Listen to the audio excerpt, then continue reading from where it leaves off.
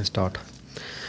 5 ਰਾਜਾਂ ਦੀਆਂ ਵਿਧਾਨ ਸਭਾ ਲਈ ਚੱਲ ਰਹੀ ਚੋਣ ਮੁਹਿੰਮ ਕਾਰਨ ਸਮੁੱਚੇ ਦੇਸ਼ ਵਿੱਚ ਆਮ ਭਾਰਤੀ ਲੋਕਾਂ ਵੋਟਰਾਂ ਲਈ ਕੀਤੇ ਜਾਣ ਵਾਲੇ ਕੰਮ ਪੂਰੀ ਸ਼ਰਧਾ ਅਤੇ ਪ੍ਰਤੀਬੱਧਤਾ ਦਿਖਾਉਂਦਿਆਂ ਗਿਣਾਏ ਜਾ ਰਹੇ ਹਨ ਅਤੇ ਕੀਤੇ ਜਾਣ ਵਾਲੇ ਵਿਕਾਸ ਜੋ ਕਿ ਭਾਰਤੀ ਜਨਤਾ ਪਾਰਟੀ ਅਤੇ ਪ੍ਰਧਾਨ ਮੰਤਰੀ ਨਰਿੰਦਰ ਮੋਦੀ ਦਾ ਖਾਸ ਪਸੰਦੀਦਾ ਲਫ਼ਜ਼ ਹੈ ਦਾ ਹਰ ਪਾਸੇ ਭਾਰੀ ਸ਼ੋਰ ਹੈ ਡੰਡੀ।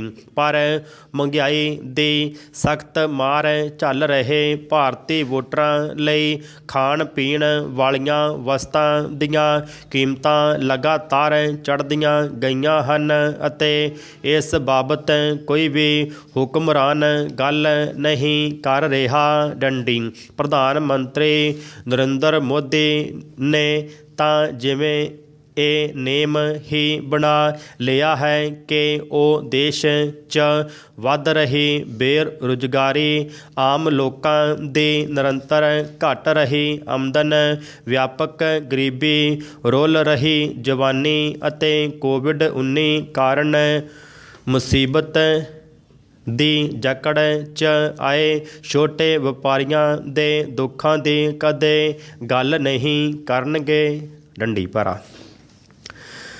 ਪਰ ਆਮ ਲੋਕਾਂ ਲਈ ਜਿਉਣਾ ਦੁੱਭਰ ਬਣਾ ਰਹੀ ਮਹਿੰਗਾਈ ਛੁਪਾਈ ਨਹੀਂ ਜਾ ਸਕਦੀ ਡੰਡੀ। ਕੌਮੀ ਅੰਕੜਾ ਦਫ਼ਤਰ ਦੁਆਰਾ ਪਿਛਲੇ ਸੋਮਵਾਰ 14 ਜਨਵਰੀ ਨੂੰ ਜਾਰੀ ਕੀਤੇ ਗਏ ਅੰਕੜਿਆਂ ਅਨੁਸਾਰ ਪਿਛਲੇ ਜਨਵਰੀ ਮਹੀਨੇ ਵਿੱਚ ਖੁਦਰਾ ਮਹਿੰਗਾਈ ਪਿਛਲੇ ਦਸੰਬਰ ਦੇ ਮੁਕਾਬਲੇ ਹੋਰ ਵੱਧ ਕੇ 6.1% 'ਤੇ ਪਹੁੰਚ ਚੁੱਕੀ ਹੈ ਜੋ ਕਿ ਪਿਛਲੇ 7 ਮਹੀਨੇ ਵਿੱਚ ਸਭ ਤੋਂ ਜ਼ਿਆਦਾ ਹੈ ਡੰਡੀ। ਪਿਛਲੇ ਦਸੰਬਰ ਮਹੀਨੇ 'ਚ ਖੁਦਰਾ ਮਹਿੰਗਾਈ 5.66% ਸੀ ਡੰਡੀ। ਪਿਛਲੇ ਸਾਲ ਦੇ ਜਨਵਰੀ ਮਹੀਨੇ 'ਚ ਇਹ 4.6% ਸੀ ਡੰਡੀ।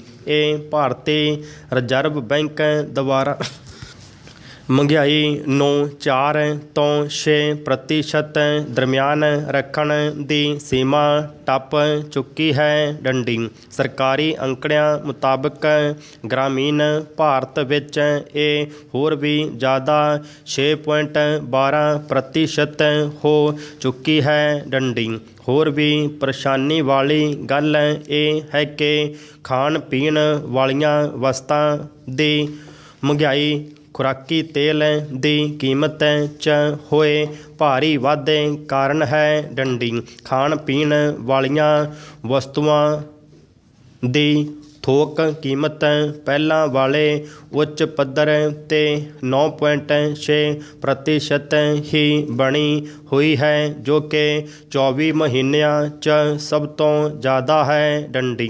ਕੱਪੜਿਆਂ ਅਤੇ ਬੂਟਾਂ ਆਦਿ ਦੀ ਕੀਮਤ 'ਚ ਉਛਾਲ ਆਇਆ ਹੈ ਡੰਡੀ। ਪਿਛਲੇ ਜਨਵਰੀ ਮਹੀਨੇ 'ਚ ਬੂਟਾਂ ਦੀਆਂ ਕੀਮਤਾਂ 8.84% ਵੱਧ ਚੁੱਕੀਆਂ ਹਨ ਡੰਡੀ। ਇਹ ਬੂਟਾਂ ਆਦਿ ਤੇ ਵਸਤਾਂ ਤੇ ਸੇਵਾਵਾਂ ਕਰ GST ਵਧਾਉਣ ਦਾ ਨਤੀਜਾ ਹੈ ਡੰਡੀ। ਸਰਕਾਰ ਨੇ ਦਸੰਬਰ ਮਹੀਨੇ ਦੇ ਆਖਰੀ ਦਿਨਾਂ 'ਚ GST ਕੌਂਸਲ ਦੀ ਮੀਟਿੰਗ ਬਾਅਦ ਕੱਪੜੇ ਤੇ ਵਧਾਇਆ ਟੈਕਸ ਵਾਪਸ ਲੈ ਲਿਆ ਸੀ ਡੰਡੀ ਭਰਾ। ਆਰਥਿਕ ਮਾਮਲਿਆਂ ਦੇ ਮਾਹਿਰਾਂ ਅਨੁਸਾਰ ਕੱਪੜਾ, ਤੇਲ, ਬਿਜਲੀ, ਘਰਾਂ 'ਚ ਵਰਤੀਆਂ ਜਾਂਦੀਆਂ ਵਸਤਾਂ, ਸਿਹਤ, ਮਨੋਰੰਜਨ, ਟਰਾਂਸਪੋਰਟ ਅਤੇ ਸੰਚਾਰ 'ਚ 6% ਤੋਂ ਵੱਧ ਦੀ ਮਹਿੰਗਾਈ ਸਰਕਾਰੀ ਅੰਕੜਿਆਂ ਦੁਆਰਾ ਸਾਹਮਣੇ ਲਿਆਂਦੀ ਵੱਡੀ ਵੰਗਾਰ ਹੈ ਡੰਡੀ। ਇਹ ਕੀਮਤਾਂ ਵੱਧ ਤੋਂ ਵੱਧ ਖੁਦਰਾ ਮਹਿੰਗਾਈ ਦੇ ਅਸੂਲ 'ਤੇ ਆਧਾਰਿਤ ਹਨ ਜੋ ਇੱਕ ਵਾਰ ਵੱਧ ਜਾਣ ਬਾਅਦ ਹੇਠਾਂ ਨਹੀਂ ਆਉਂਦੀਆਂ ਡੰਡੀ। ਇਸ ਦੇ ਨਾਲ ਹੀ ਵਧੀਆਂ ਲਾਗਤਾਂ ਦੇ ਖਰਚ ਵੀ ਕਾਰਖਾਨੇਦਾਰ ਅਗਲੇ 2 ਮਹੀਨੇ 'ਚ ਆਮ ਖਪਤਕਾਰ ਤੇ ਪਾਉਣ ਵਾਲੇ ਹਨ। ਡੰਡੀ। ਉੱਪਰੋਂ ਕੌਮਾਂਤਰੀ ਮੰਡੀ 'ਚ ਤੇਲ ਦੀ ਕੀਮਤ 96 ਪ੍ਰਤੀ ਬੈਰਲ ਹੋ ਚੁੱਕੀ ਹੈ। ਡੰਡੀ। 5 ਰਾਜਾਂ ਦੀਆਂ ਚੋਣਾਂ ਬਾਅਦ ਸਰਕਾਰ ਨੇ ਤੇਲ ਦੀਆਂ ਕੀਮਤਾਂ ਵਧਾ ਕੇ ਵੀ ਆਮ ਖਪਤਕਾਰ 'ਤੇ ਬੋਝ ਵਧਾਉਣਾ ਹੈ। ਡੰਡੀ। ਸੋ ਅਗਲੇ ਮਹੀਨਿਆਂ 'ਚ ਆਮ ਭਾਰਤੀ ਲੋਕਾਂ ਦਾ ਜੀਵਨ ਹੋਰ ਔਖਾ ਬਣਨ ਵਾਲਾ ਹੈ। ਡੰਡੀ। ਸਟਾਰਟ। ਭਾਰਤੀ ਲੋਕਤੰਤਰ ਨੂੰ ਕੋਈ ਚੰਗਾ ਕਹਿੰਦਾ ਹੈ ਤੇ ਕੋਈ ਬੁਰਾ। ਡੰਡੀ। ਪਰ ਇਸ ਦੀ ਸਭ ਤੋਂ ਵੱਡੀ ਖੂਬੀ ਇਹ ਹੈ ਕਿ ਹਰੇਕ 2-2.5 ਸਾਲ ਬਾਅਦ ਕੋਈ ਨਾ ਕੋਈ ਚੋਣ ਆ ਜਾਂਦੀ ਹੈ। ਡੰਡੀ। ਲੋਕ ਜਿਸ ਨੂੰ ਚਾਹੁਣ ਰਾਜ ਬਖਸ਼ ਦੇਣ ਤੇ ਜਿਸ ਨੂੰ ਚਾਹੁਣ ਅਰਸ਼ੋਂ ਫਰਸ਼ 'ਤੇ ਸੁੱਟ ਦੇਣ। ਡੰਡੀ। ਜਿਸ ਵਿਅਕਤੀ ਦੇ ਹੱਥ ਵਿੱਚ 100-200 ਵੋਟਾਂ ਹੁੰਦੀਆਂ ਹਨ ਉਹ ਲੀਡਰਾਂ ਦੀਆਂ ਅੱਖਾਂ ਦਾ ਤਾਰਾ ਬਣ ਜਾਂਦਾ ਹੈ। ਡੰਡੀ। ਸਭ ਤੋਂ ਵੱਧ ਮਹੱਤਤਾ ਗਰੀਬ ਲੋਕਾਂ ਦੀਆਂ ਬਸਤੀਆਂ ਨੂੰ ਦਿੱਤੀ ਜਾਂਦੀ ਹੈ। ਡੰਡੀ। ਲੀਡਰਾਂ ਨੂੰ ਇਹ ਪੂਰਾ ਹਿਸਾਬ ਲਗਾਉਣਾ ਪੈਂਦਾ ਹੈ ਕਿ ਕਿਸ ਇਲਾਕੇ ਵਿੱਚੋਂ ਕਿੰਨੀ ਵੋਟ ਖਿੱਚੀ ਜਾ ਸਕਦੀ ਹੈ। ਡੰਡੀ। ਕਿਸੇ ਲੀਡਰ ਦੇ ਹਲਕੇ ਵਿੱਚ ਇੱਕ ਵੱਡਾ ਸ਼ਹਿਰ ਵੀ ਪੈਂਦਾ ਸੀ ਪਰ ਉਹ ਅਮੀਰ ਇਲਾਕਿਆਂ ਦੀ ਬਜਾਏ ਗਰੀਬਾਂ ਦੀਆਂ ਬਸਤੀਆਂ ਵੱਲ ਜ਼ਿਆਦਾ ਜ਼ੋਰ ਲਗਾ ਰਿਹਾ ਸੀ। ਡੰਡੀ। ਇੱਕ ਦਿਨ ਉਸ ਪੀਏ ਨੇ ਪੁੱਛਿਆ ਕਿ ਨੇਤਾ ਜੀ ਤੁਸੀਂ ਝੁੱਗੀਆਂ ਦੀ ਬਜਾਏ ਕੋਠੀਆਂ ਵੱਲ ਗੇੜੇ ਘੱਟ ਕਿਉਂ ਮਾਰਦੇ ਹੋ? ਪ੍ਰਸ਼ਨ ਚਿੰਨ੍ਹ। ਲੀਡਰ ਅੱਗੋਂ ਹੱਸ ਕੇ ਬੋਲਿਆ, ਕਾਕਾ ਇਹਨਾਂ ਕੋਠੀਆਂ ਵਾਲਿਆਂ ਤੋਂ ਚੋਣ ਫੰਡ ਜਿੰਨਾ ਮਰਜ਼ੀ ਲੈ ਲਓ ਪਰ ਇਹ ਵੋਟਾਂ ਪਾਉਣ ਲਈ ਪੋਲਿੰਗ ਬੂਥਾਂ ਤੱਕ ਘੱਟ ਹੀ ਪਹੁੰਚਦੇ ਹਨ। ਡੰਡੀ। 4 ਕਨਾਲ ਦੀ ਕੋਠੀ ਵਿੱਚ ਮਰ ਕੇ 2-3 ਵੋਟਾਂ ਹੁੰਦੀਆਂ ਹਨ ਤੇ ਉਹ ਵੀ ਨਹੀਂ ਭੁਗਤਦੀਆਂ। ਡੰਡੀ। ਪਰ ਗਰੀਬ ਬਸਤੀਆਂ ਵਿੱਚ 4 ਕਨਾਲ ਏਰੀਏ ਵਿੱਚ 200-300 ਵੋਟ ਹੁੰਦੀ ਹੈ ਤੇ ਸਾਰੀ ਭੁਗਤਦੀ ਹੈ। ਡੰਡੀ। ਆਪਾਂ ਇਹਨਾਂ ਕੋਠੀਆਂ ਵਾਲਿਆਂ ਤੋਂ ਛੋਲੇ ਲੈਣੇ ਆ। ਡੰਡੀ। ਪਰਾ।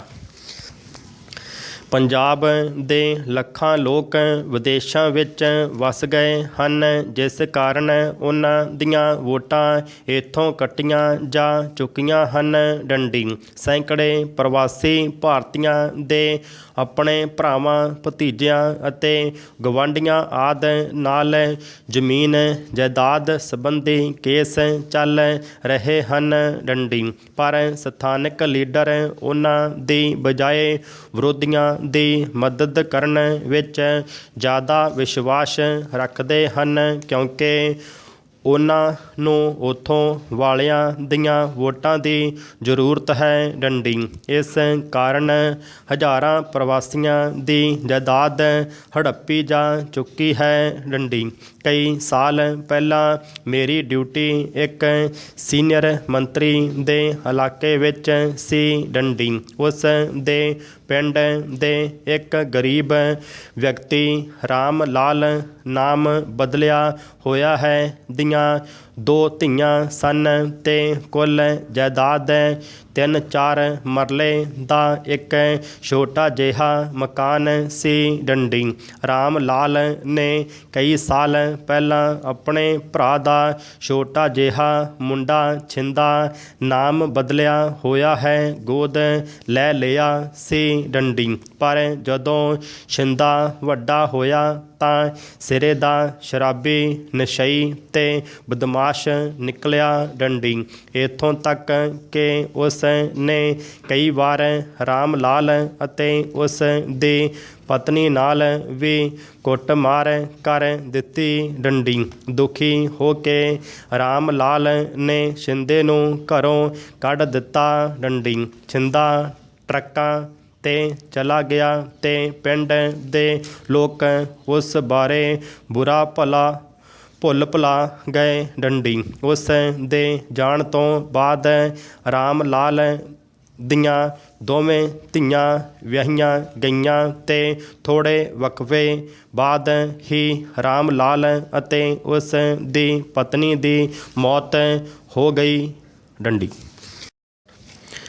ਰਾਮ ਲਾਲ ਦੇ ਮਰਨ ਤੋਂ ਕੁਝ ਦਿਨ ਬਾਅਦ ਪਤਾ ਨਹੀਂ ਛਿੰਦੇ ਨੇ ਕਿੱਥੋਂ ਆਣ ਸਿਰੀ ਕੱਢੀ ਤੇ ਜਿੰਦਰੇ ਭੰਨ ਕੇ ਉਸ ਦੇ ਮਕਾਨ 'ਤੇ ਕਬਜ਼ਾ ਕਰ ਲਿਆ ਡੰਡੀ। ਜਦੋਂ ਲੜਕੀਆਂ ਨੂੰ ਉਸ ਦੀ ਕਰਤੂਤ ਦਾ ਪਤਾ ਲੱਗਾ ਤਾਂ ਉਹ ਰੋਂਦੀਆਂ ਕਰਲਾਉਂਦੀਆਂ ਮੰਤਰੀ ਦੇ ਘਰ ਪਹੁੰਚ ਗਈਆਂ ਡੰਡੀ।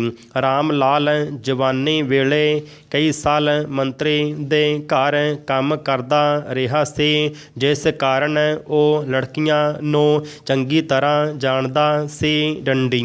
ਲੜਕੀਆਂ ਦੀ ਦਰਦ ਕਹਾਣੀ ਸੁਣ ਕੇ ਮੰਤਰੀ ਨੂੰ ਬਹੁਤ ਕ੍ਰੋਧ ਚੜ੍ਹ ਗਿਆ ਤੇ ਉਹ ਚਾਰੇ ਪੈਰ ਚੁੱਕ ਕੇ ਨਜ਼ਦੀਕ ਖੜ੍ਹੇ SHO ਨੂੰ ਪੈ ਗਿਆ। ਇਹ ਕੀ ਜ਼ੁਲਮ ਹੋ ਰਿਹਾ ਭਈ ਡੰਡੀ?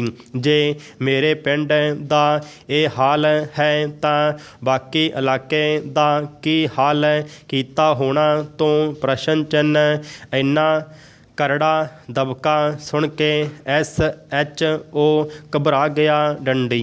ਉਸ ਨੇ ਬੋਲਣ ਦੀ ਕੋਸ਼ਿਸ਼ ਕੀਤੀ ਪਰ ਉਸ ਦੇ ਮੂੰਹ ਵਿੱਚੋਂ ਮੈਂ ਤੋਂ ਇਲਾਵਾ ਹੋਰ ਕੋਈ ਆਵਾਜ਼ ਨਾ ਨਿਕਲੀ ਡੰਡੀ। ਮੰਤਰੀ ਫਿਰ ਗਰਜਿਆ ਕਿ ਬੱਕਰੀ ਵਾਂਗ ਮੈਂ ਕਰੀ ਜਾਨਾ ਆ ਜਾਂ ਉਸ ਵੱਡੇ ਬਦਮਾਸ਼ ਨੂੰ ਬੰਦਾ ਬਣਾ ਤੇ ਬੀਬੀਆਂ ਨੂੰ ਉਹਨਾਂ ਦਾ ਹੱਕ ਦਵਾ ਡੰਡੀ।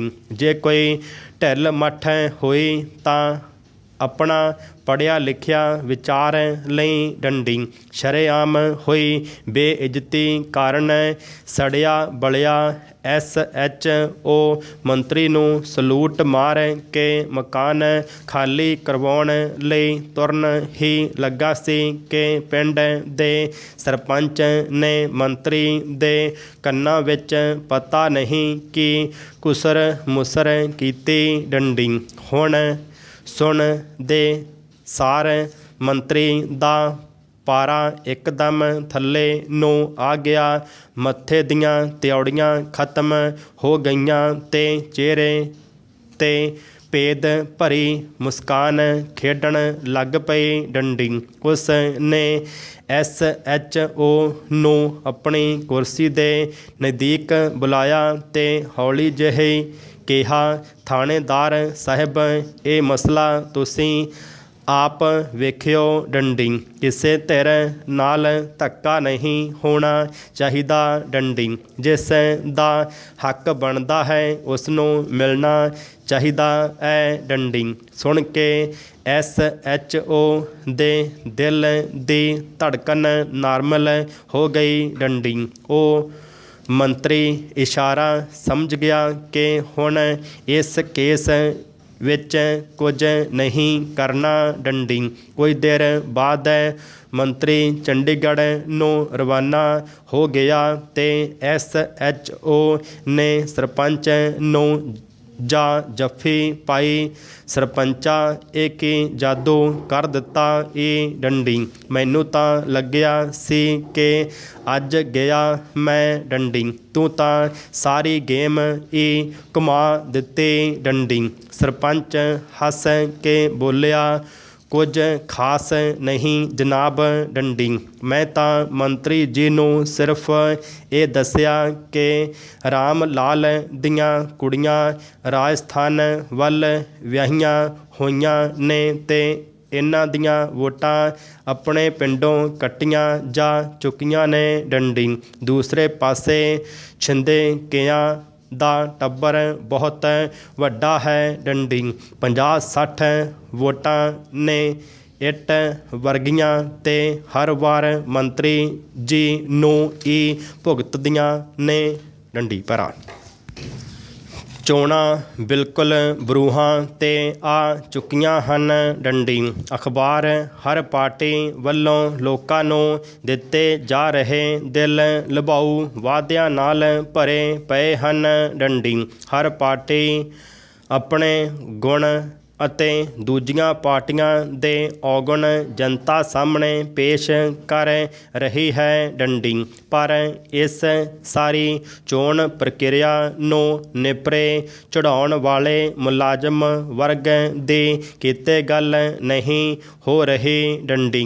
ਵੋਟਾਂ ਪਵਾਉਣ ਲਈ ਇਹਨਾਂ ਮੁਲਾਜ਼ਮਾਂ ਦੀਆਂ ਡਿਊਟੀਆਂ 50 ਤੋਂ 80 ਕਿਲੋਮੀਟਰ ਤੱਕ ਲਾਈਆਂ ਗਈਆਂ ਹਨ, ਜਿਸ ਨਾਲ ਇਹਨਾਂ ਨੂੰ ਬਹੁਤ ਪਰੇਸ਼ਾਨੀਆਂ ਦਾ ਸਾਹਮਣਾ ਕਰਨਾ ਪੈਂਦਾ ਹੈ ਡੰਡੀ। ਜਦਕਿ ਹੁੰਦਾ ਇਹ ਕਿ ਇਹਨਾਂ ਦੇ ਪਿੱਤਰੀ ਹਲਕੇ ਨੂੰ ਛੱਡ ਕੇ ਨਾਲ ਵਾਲੇ ਹਲਕੇ ਵਿੱਚ ਡਿਊਟੀ 15 ਤੋਂ 20 ਕਿਲੋਮੀਟਰ ਦੇ ਘੇਰੇ ਵਿੱਚ ਲਗਾ ਦਿੱਤੀ ਜਾਂਦੀ ਤਾਂ ਇਹਨਾਂ ਦੀ ਪਰੇਸ਼ਾਨੀ ਘਟਦੀ ਅਤੇ ਨਿਸ਼ਚਿੰਤ ਹੋ ਕੇ ਆਪਣੀ ਡਿਊਟੀ ਨਿਭਾਉਂਦੇ ਅਤੇ ਨਾ ਹੀ ਕੋਈ ਮੁਲਾਜ਼ਮ ਆਪਣੀ ਡਿਊਟੀ ਕਟਵਾਉਣ ਬਾਰੇ ਸੋਚਦਾ ਹੈ ਡੰਡੀ।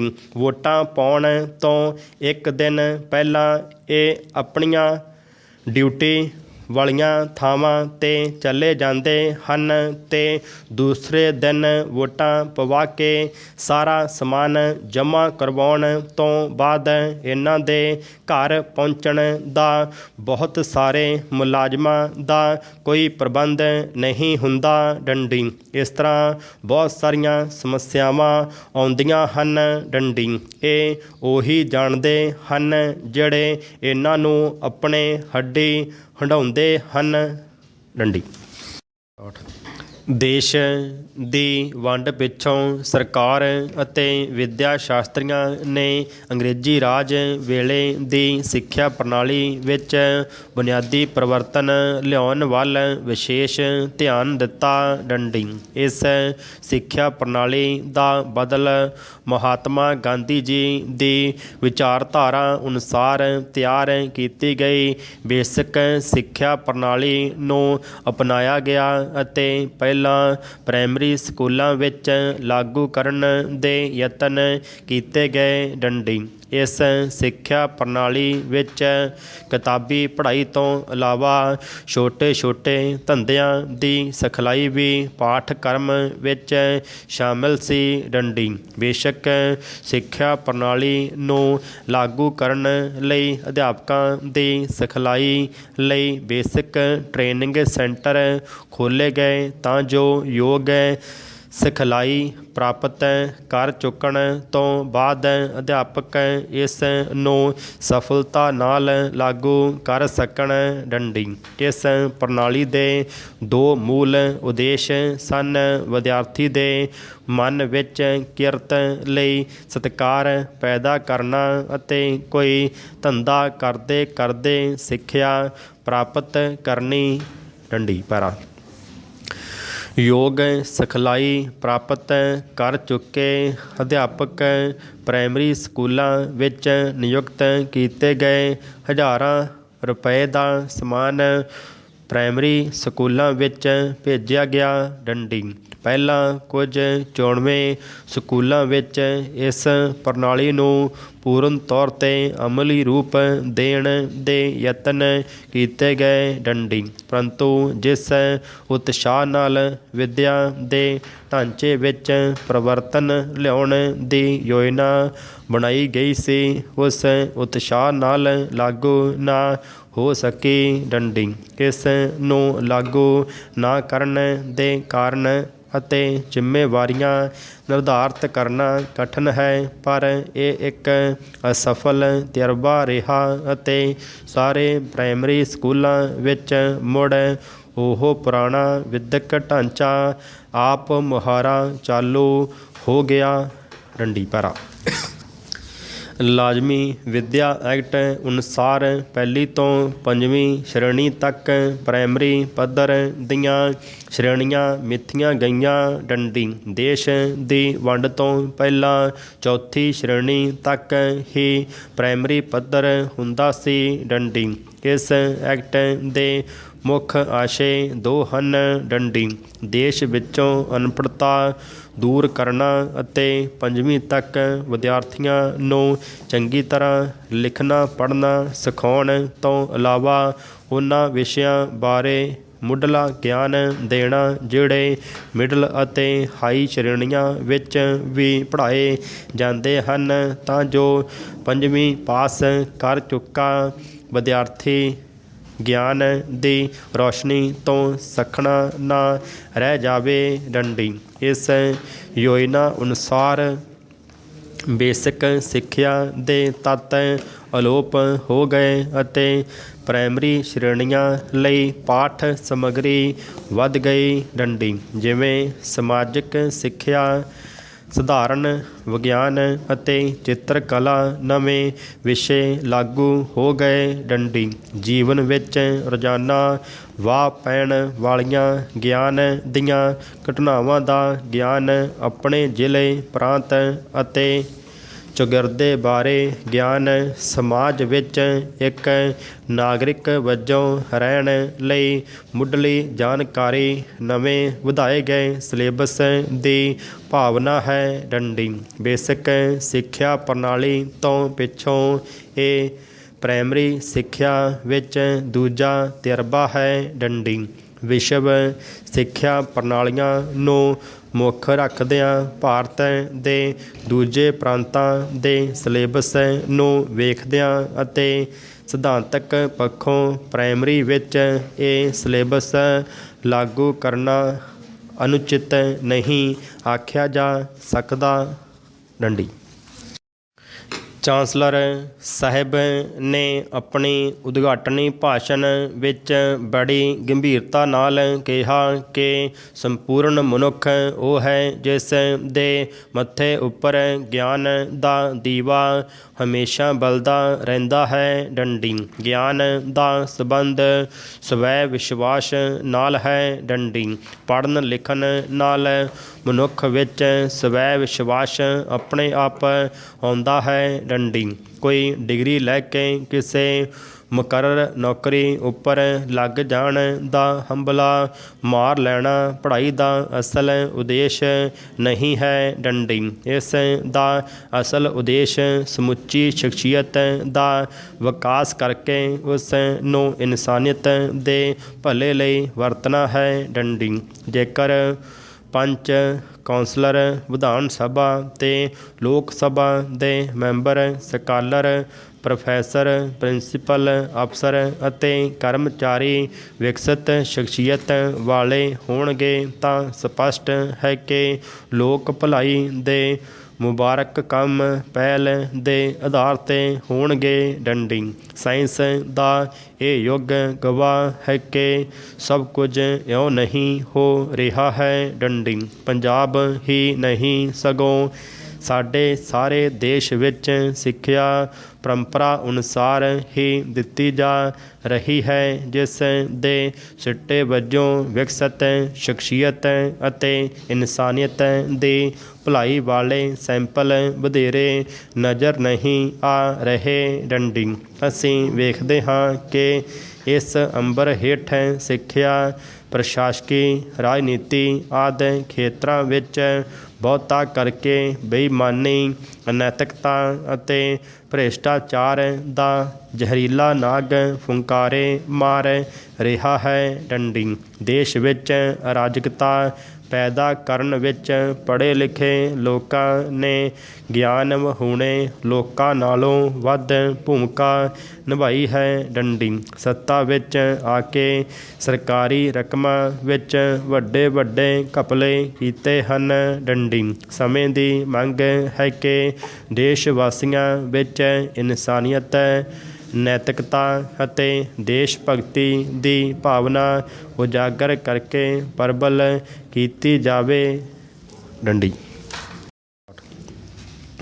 ਅੱਜ ਤੋਂ 3-4 ਸਾਲ ਪਹਿਲਾਂ ਪਾਸਲਾ ਜੁੰਡਲੀ ਵਾਲਿਆਂ ਵੱਲੋਂ ਕੀਤੀਆਂ ਜਾ ਰਹੀਆਂ ਮੌਕਾ ਪ੍ਰਸਤੀ ਦੀਆਂ ਕਰਤੂਤਾਂ ਦੇ ਵੇਰਵੇ ਦੱਸਦੇ ਹੋਏ ਅਸੀਂ ਇੱਕ ਲਿਖਤ ਲਿਖੀ ਸੀ ਕਿ ਨਿਘਾਰ ਦੀਆਂ ਹੋਰ ਕਿਤਨੀਆਂ ਕੁ ਨਿਘਾਰਾਂ ਤੱਕ ਨਿਗਰੇਗੀ ਡੰਡੀ। ਪਾਸਲਾ ਜੁੰਡਲੀ ਪ੍ਰਸ਼ਨ ਚਿੰਨ੍ਹ। ਉਸ ਸਮੇਂ ਅਸੀਂ ਇਹਨਾਂ ਵੱਲੋਂ ਆਪਣੀ ਪਾਰਟੀ ਦੇ ਨਾਂ ਵਿੱਚੋਂ ਕਮਿਊਨਿਸਟ ਸ਼ਬਦ ਕੱਢ ਦੇਣ, ਇਹਨਾਂ ਵੱਲੋਂ CPIM ਵਿਰੁੱਧ ਧਰਨੇ ਮੁਜ਼ਾਹਰੇ ਕਰਨ, ਖਾਸ ਕਰਕੇ CPIM ਦੇ ਨਵੀਂ ਦਿੱਲੀ ਸਥਿਤ ਕੇਂਦਰੀ ਦਫ਼ਤਰ AK ਗੋਪਾਲਨ ਭਵਨ ਸਾਹਮਣੇ BJP ਵਾਲਿਆਂ ਦੀ ਸ਼ਹਿ ਅਤੇ ਸਹਿਯੋਗ ਨਾਲ ਮਾਰੇ ਗਏ ਧਰਨੇ ਮੁਜ਼ਾਹਰੇ ਦਾ ਵੇਰਵਾ ਪਾਇਆ ਸੀ ਡੰਡੀ। ਸਾਡੇ ਵੱਲੋਂ ਇਹਨਾਂ ਦੀਆਂ ਗੈਰ ਕਮਿਊਨਿਸਟ ਅਤੇ ਮੌਕਾ ਪ੍ਰਸਤੀ ਕਾਰਵਾਈਆਂ ਦੀ ਆਲੋਚਨਾ ਕਰਨ ਦਾ ਉੱਤਰ ਨਾ ਤਾਂ ਇਹਨਾਂ ਕੋਲ ਹੁੰਦਾ ਹੈ ਅਤੇ ਨਾ ਹੀ ਇਹ ਦੇ ਸਕਦੇ ਹਨ ਡੰਡੀ। ਪਰ ਹਾਂ, ਅਸਲ ਵਿੱਚ ਕੋਈ ਹੋਰ ਮੌਕਾ ਪ੍ਰਸਤੀ ਕਰਕੇ ਇਹ ਸੱਜਣ ਸਾਡੀ ਆਲੋਚਨਾ ਨੂੰ ਠੀਕ ਸਾਬਤ ਜ਼ਰੂਰ ਕਰ ਦਿੰਦੇ ਹਨ ਡੰਡੀ। ਮਈ 2019 ਦੀਆਂ ਲੋਕ ਸਭਾ ਚੋਣਾਂ ਸਮੇਂ ਪਾਸਲਾ ਗਰੁੱਪ ਨੇ CPI BSP ਭਾਈ ਧਿਆਨ ਸਿੰਘ ਮੰਡ, ਭਾਈ ਮੋਹਕਮ ਸਿੰਘ ਵਰਗੇ ਖਾਲਿਸਤਾਨੀ ਅਨਸਰਾਂ ਆਦਿ ਨਾਲ ਰਲ ਕੇ ਅਤੇ ਚੁਫੇਰਗੜ੍ਹੀਏ ਆਗੂ ਸੁਖਪਾਲ ਸਿੰਘ ਖਹਿਰਾ ਨੂੰ ਆਪਣਾ ਆਗੂ ਪ੍ਰਵਾਨ ਕਰਕੇ ਕਮਿਊਨਿਸਟ ਪਾਰਟੀ ਦੇ ਸ਼ਹੀਦਾਂ ਦੇ ਖੂਨ ਨਾਲ ਰੰਗਿਆ ਲਾਲ ਝੰਡਾ ਖਾਲਿਸਤਾਨੀਆਂ ਦੇ ਹੱਥਾਂ ਵਿੱਚ ਫੜਾ ਦਿੱਤਾ ਸੀ ਡੰਡੀ। ਖਡੂਰ ਸਾਹਿਬ ਲੋਕ ਸਭਾ ਹਲਕੇ ਦੀ ਖਾਲਿਸਤਾਨੀ ਵਿਚਾਰਾਂ ਵਾਲੀ ਉਮੀਦਵਾਰ ਬੀਬੀ ਪਰਮਜੀਤ ਕੌਰ ਖਾਲੜਾ ਦਾਤੀ ਹਥੌੜਾ ਵਾਲਾ ਲਾਲ ਝੰਡਾ ਆਪਣੀ ਮੁਹਿੰਮ ਵਿੱਚ ਨਾਲ ਲਈ ਫਿਰਦੀ ਸੀ ਡੰਡੀ। ਉਸੇ ਸਮੇਂ ਪੰਜਾਬ ਭਰ 'ਚੋਂ ਅਨੇਕਾਂ ਸਾਥੀ ਸਾਨੂੰ ਵੀ ਸਵਾਲ ਕਰਦੇ ਸਨ ਕਿ ਜੇਕਰ ਲਾਲ ਝੰਡਾ ਖਾਲਿਸਤਾਨੀਆਂ ਦੇ ਹੱਥਾਂ ਵਿੱਚ ਹੀ ਫੜਾਉਣਾ ਸੀ ਤਾਂ ਫਿਰ 300 ਤੋਂ ਵੱਧ ਕਾਮਰੇਡਾਂ ਨੂੰ ਸ਼ਹੀਦ ਕਿਉਂ ਕਰਵਾਇਆ ਸੀ? ਪ੍ਰਸ਼ਨ ਚਿੰਨ੍ਹ। ਸਾਡਾ ਉਸ ਸਮੇਂ ਸਵਾਲ ਕਰਨ ਵਾਲੇ ਸਾਥੀਆਂ ਨੂੰ ਇਹੋ ਉੱਤਰ ਹੁੰਦਾ ਸੀ ਕਿ ਇਸ ਬਾਰੇ ਪਾਸਲੇ ਵਾਲਿਆਂ ਜਾਂ CPI ਵਾਲਿਆਂ ਤੋਂ ਪੁੱਛੋ ਡੰਡੀ। ਸੰਯੁਕਤ ਸਮਾਜ ਮੋਰਚੇ ਦੀਆਂ ਟਿਕਟਾਂ ਬਾਰੇ ਵੀ ਕਈ ਕੁਝ ਚਰਚਾ ਦਾ ਵਿਸ਼ਾ ਰਹੇ ਹਨ ਡੰਡੀ। ਪਾਸਲਾ ਗਰੁੱਪ ਦੀ ਚੋਣ ਮੁਹਿੰਮ ਚਲਾ ਰਹੇ ਵਰਕਰ ਅਤੇ ਉਮੀਦਵਾਰ ਆਪਣੇ ਆਪ ਨੂੰ ਕਮਿਊਨਿਸਟਾਂ ਦੇ ਤੌਰ 'ਤੇ ਪੇਸ਼ ਕਰਨਾ ਤਾਂ ਇੱਕ ਪਾਸੇ ਰਿਹਾ, RMPI ਦੇ ਵਰਕਰਾਂ ਜਾਂ ਆਗੂਆਂ ਵਜੋਂ ਵੀ ਪੇਸ਼ ਨਹੀਂ ਕਰ ਰਹੇ ਡੰਡੀ। ਮਸ਼ਹੂਰ ਵਿਦਵਾਨ ਫਰਾਇਡ ਮੁਤਾਬਕ ਜੋ ਇਨਸਾਨ ਇਸ ਧਰਤੀ ਉੱਪਰ ਜਨਮ ਲੈਂਦਾ ਹੈ ਉਸਨੂੰ ਆਪਣੀ ਹੋਂਦ ਬਣਾਈ ਰੱਖਣ ਦਾ ਪੂਰਾ ਅਧਿਕਾਰ ਹੈ ਡੰਡੀ। ਜੋ ਲੋਕ ਉਸ ਦੇ ਜੀਵਨ ਦਾ ਅੰਤ ਕਰਕੇ ਉਸ ਦੇ ਇਸ ਅਧਿਕਾਰ ਨੂੰ ਖਤਮ ਕਰਨ ਦਾ ਇੰਤਜ਼ਾਮ ਕਰਦੇ ਹਨ ਉਹਨਾਂ ਨੂੰ ਸਿਰਫ ਹੈਵਾਨ ਹੀ ਕਿਹਾ ਜਾ ਸਕਦਾ ਹੈ ਡੰਡੀ। ਫਰਾਇਡ ਸਾਈਡ ਵੱਲੋਂ ਇਸ ਸਬੰਧ ਵਿੱਚ ਜੋ ਸ਼ਬਦ ਕਹੇ ਗਏ ਹਨ ਉਹਨਾਂ ਦਾ ਮਤਲਬ ਇਹ ਹੈ ਕਿ ਇਨਸਾਨ ਕੁਦਰਤ ਦੀ ਸੰਪਤੀ ਹੈ ਅਤੇ ਇਸ ਨੂੰ ਸਮਾਪਤ ਕਰਨ ਦਾ ਅਧਿਕਾਰ ਕਿਸੇ ਆਦਮੀ ਨੂੰ ਪ੍ਰਾਪਤ ਨਹੀਂ ਹੈ। ਡੰਡੀ ਕਾਨੂੰਨ ਵੀ ਇਹੋ ਹਦਾਇਤ ਦਿੰਦਾ ਹੈ ਕਿ ਮਨੁੱਖ ਨੂੰ ਮਨੁੱਖ ਦੀ ਜਾਨ ਨਹੀਂ ਲੈਣੀ ਚਾਹੀਦੀ। ਡੰਡੀ ਸਗੋਂ ਜੀਵਨ ਜਿਉਣ ਲਈ ਇੱਕ ਦੂਜੇ ਦੀ ਮਦਦ ਜਾਂ ਇਮਦਾਦ ਕਰਨੀ ਚਾਹੀਦੀ ਹੈ। ਡੰਡੀ ਉਲੰਘਣਾ ਕਰਨ ਵਾਲੇ ਨੂੰ ਕਾਨੂੰਨ ਸਜ਼ਾ ਵੀ ਦਿੰਦਾ ਹੈ। ਡੰਡੀ ਇਸ ਦਾ ਮੰਤਵ ਵੀ ਇਸ ਗੱਲ ਦੀ ਵਕਾਲਤ ਕਰਨਾ ਹੈ ਕਿ ਮੌਤ ਦੀ ਖੇਡ ਉਚਿਤ ਨਹੀਂ ਹੈ। ਡੰਡੀ ਇੱਕ ਅੰਦਾਜ਼ੇ ਅਨੁਸਾਰ ਅੱਜ ਦੇ ਸੱਭਿਆ ਸਮਾਜ ਵਿੱਚ ਵੀ ਰੋਜ਼ਾਨਾ ਇਸ ਦੀਆਂ ਅਨੇਕਾਂ ਉਲੰਘਣਾਵਾਂ ਹੁੰਦੀਆਂ ਹਨ। ਡੰਡੀ ਦੇਸ਼ ਦਾ ਸਭ ਤੋਂ ਵੱਡਾ ਦੁਖਾਂਤ ਹੈ ਕਿ ਆਮਦਨ ਦੇ ਵਸੀਲਿਆਂ ਦੀ ਸਹੀ ਵੰਡ ਨਾ ਹੋਣ ਕਰਕੇ ਅਮੀਰਾਂ ਦੀ ਨਿਗਾਹ ਵਿੱਚ ਗਰੀਬਾਂ ਦੇ ਜਾਨ ਮਾਲ ਦੀ ਕੋਈ ਕੀਮਤ ਨਹੀਂ ਹੁੰਦੀ। ਡੰਡੀ ਉਹ ਆਪਣੀ ਜਾਇਦਾਦ ਵਧਾਉਣ ਲਈ ਹਰ ਜੁਗਤ ਦੀ ਵਰਤੋਂ ਕਰਦੇ ਹਨ। ਡੰਡੀ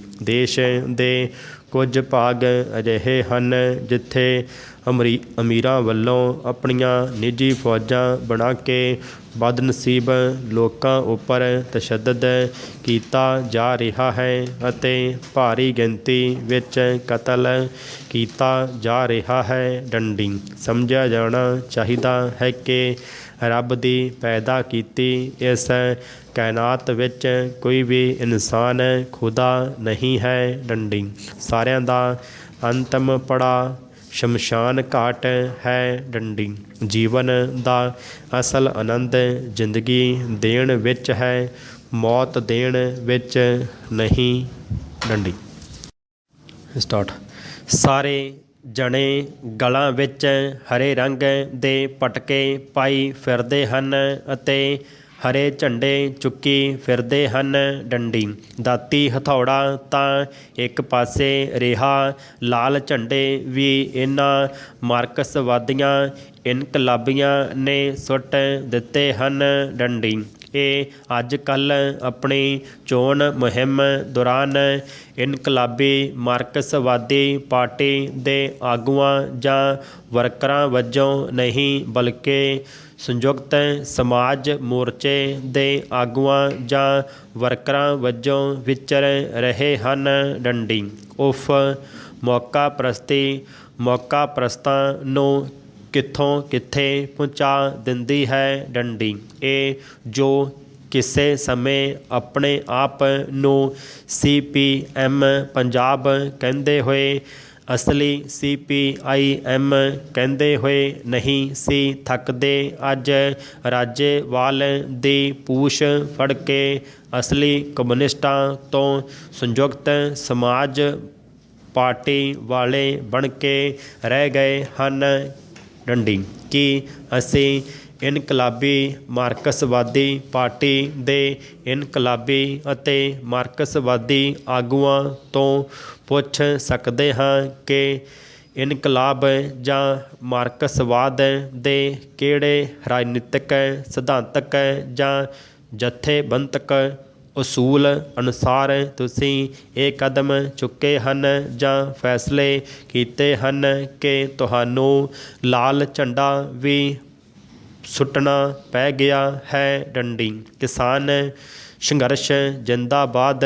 ਡੰਡੀ ਨਾਲ ਲੱਗਦੇ ਹੀ CPI ਦੇ ਆਗੂਆਂ ਦੀਆਂ ਕਾਰਗੁਜ਼ਾਰੀਆਂ ਬਾਰੇ ਵੀ ਅਸੀਂ ਇੱਥੇ ਆਪਣੇ ਪਾਠਕਾਂ ਸਾਥੀਆਂ ਅਤੇ ਪੰਜਾਬ ਦੇ ਲੋਕਾਂ ਨਾਲ ਜਾਣਕਾਰੀ ਸਾਂਝੀ ਕਰਨੀ ਵੀ ਜ਼ਰੂਰੀ ਸਮਝਦੇ ਹਾਂ। ਡੰਡੀ ਬਹੁਤਾ ਵਿਸਥਾਰ ਵਿੱਚ ਤਾਂ ਨਾ ਜਾਂਦੇ ਹੋਏ ਇਹਨਾਂ ਸਾਥੀਆਂ ਬਾਰੇ ਇਤਨਾ ਕੁ ਦੱਸਣਾ ਹੀ ਕਾਫੀ ਹੋਵੇਗਾ ਕਿ ਪੰਜਾਬ ਦੀ CPI ਵਿੱਚ ਇਸ ਮਸਲੇ ਸੰਬੰਧੀ ਦੋ ਵਿਚਾਰ ਪੈਦਾ ਹੋ ਗਏ। ਡੰਡੀ ਹੁਣ ਸਥਿਤੀ ਇਹ ਹੈ ਕਿ CPI ਦੇ 7-8 ਉਮੀਦਵਾਰ ਪਾਰਟੀ ਦੇ ਦਾਤੀ ਸਿੱਟਾਂ ਦੇ ਚੋਣ ਨਿਸ਼ਾਨ 'ਤੇ ਲੜ ਰਹੇ ਹਨ ਅਤੇ ਲਗਭਗ ਇਤਨੇ ਕੁ ਹੀ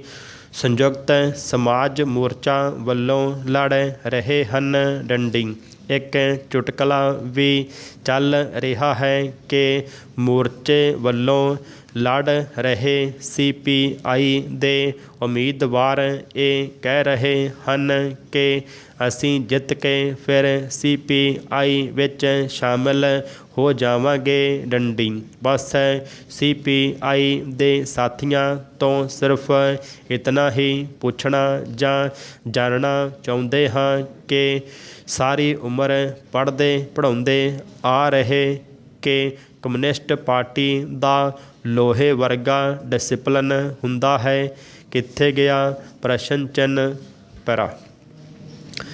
ਜਿੱਥੋਂ ਤੱਕ CPI-ML ਲਿਬਰੇਸ਼ਨ ਦਾ ਸੰਬੰਧ ਹੈ, ਇਹਨਾਂ ਵਿੱਚ ਵੀ ਸੰਯੁਕਤ ਸਮਾਜ ਮੋਰਚੇ ਵਿੱਚ ਸ਼ਾਮਿਲ ਹੋਣ ਜਾਂ ਨਾ ਹੋਣ ਬਾਰੇ ਕਈ ਦਿਨ ਕੜਮੱਸ ਚੱਲਦਾ ਰਿਹਾ। ਡੰਡੀ ਇਹਨਾਂ ਦੇ ਸਾਥੀ ਭਗਵੰਤ ਸਮਾਓ ਸਮੇਤ ਕੁਝ ਉਮੀਦਵਾਰਾਂ ਨੂੰ ਮੋਰਚੇ ਵੱਲੋਂ ਟਿਕਟਾਂ ਵੀ ਦੇ ਦਿੱਤੀਆਂ ਹਨ।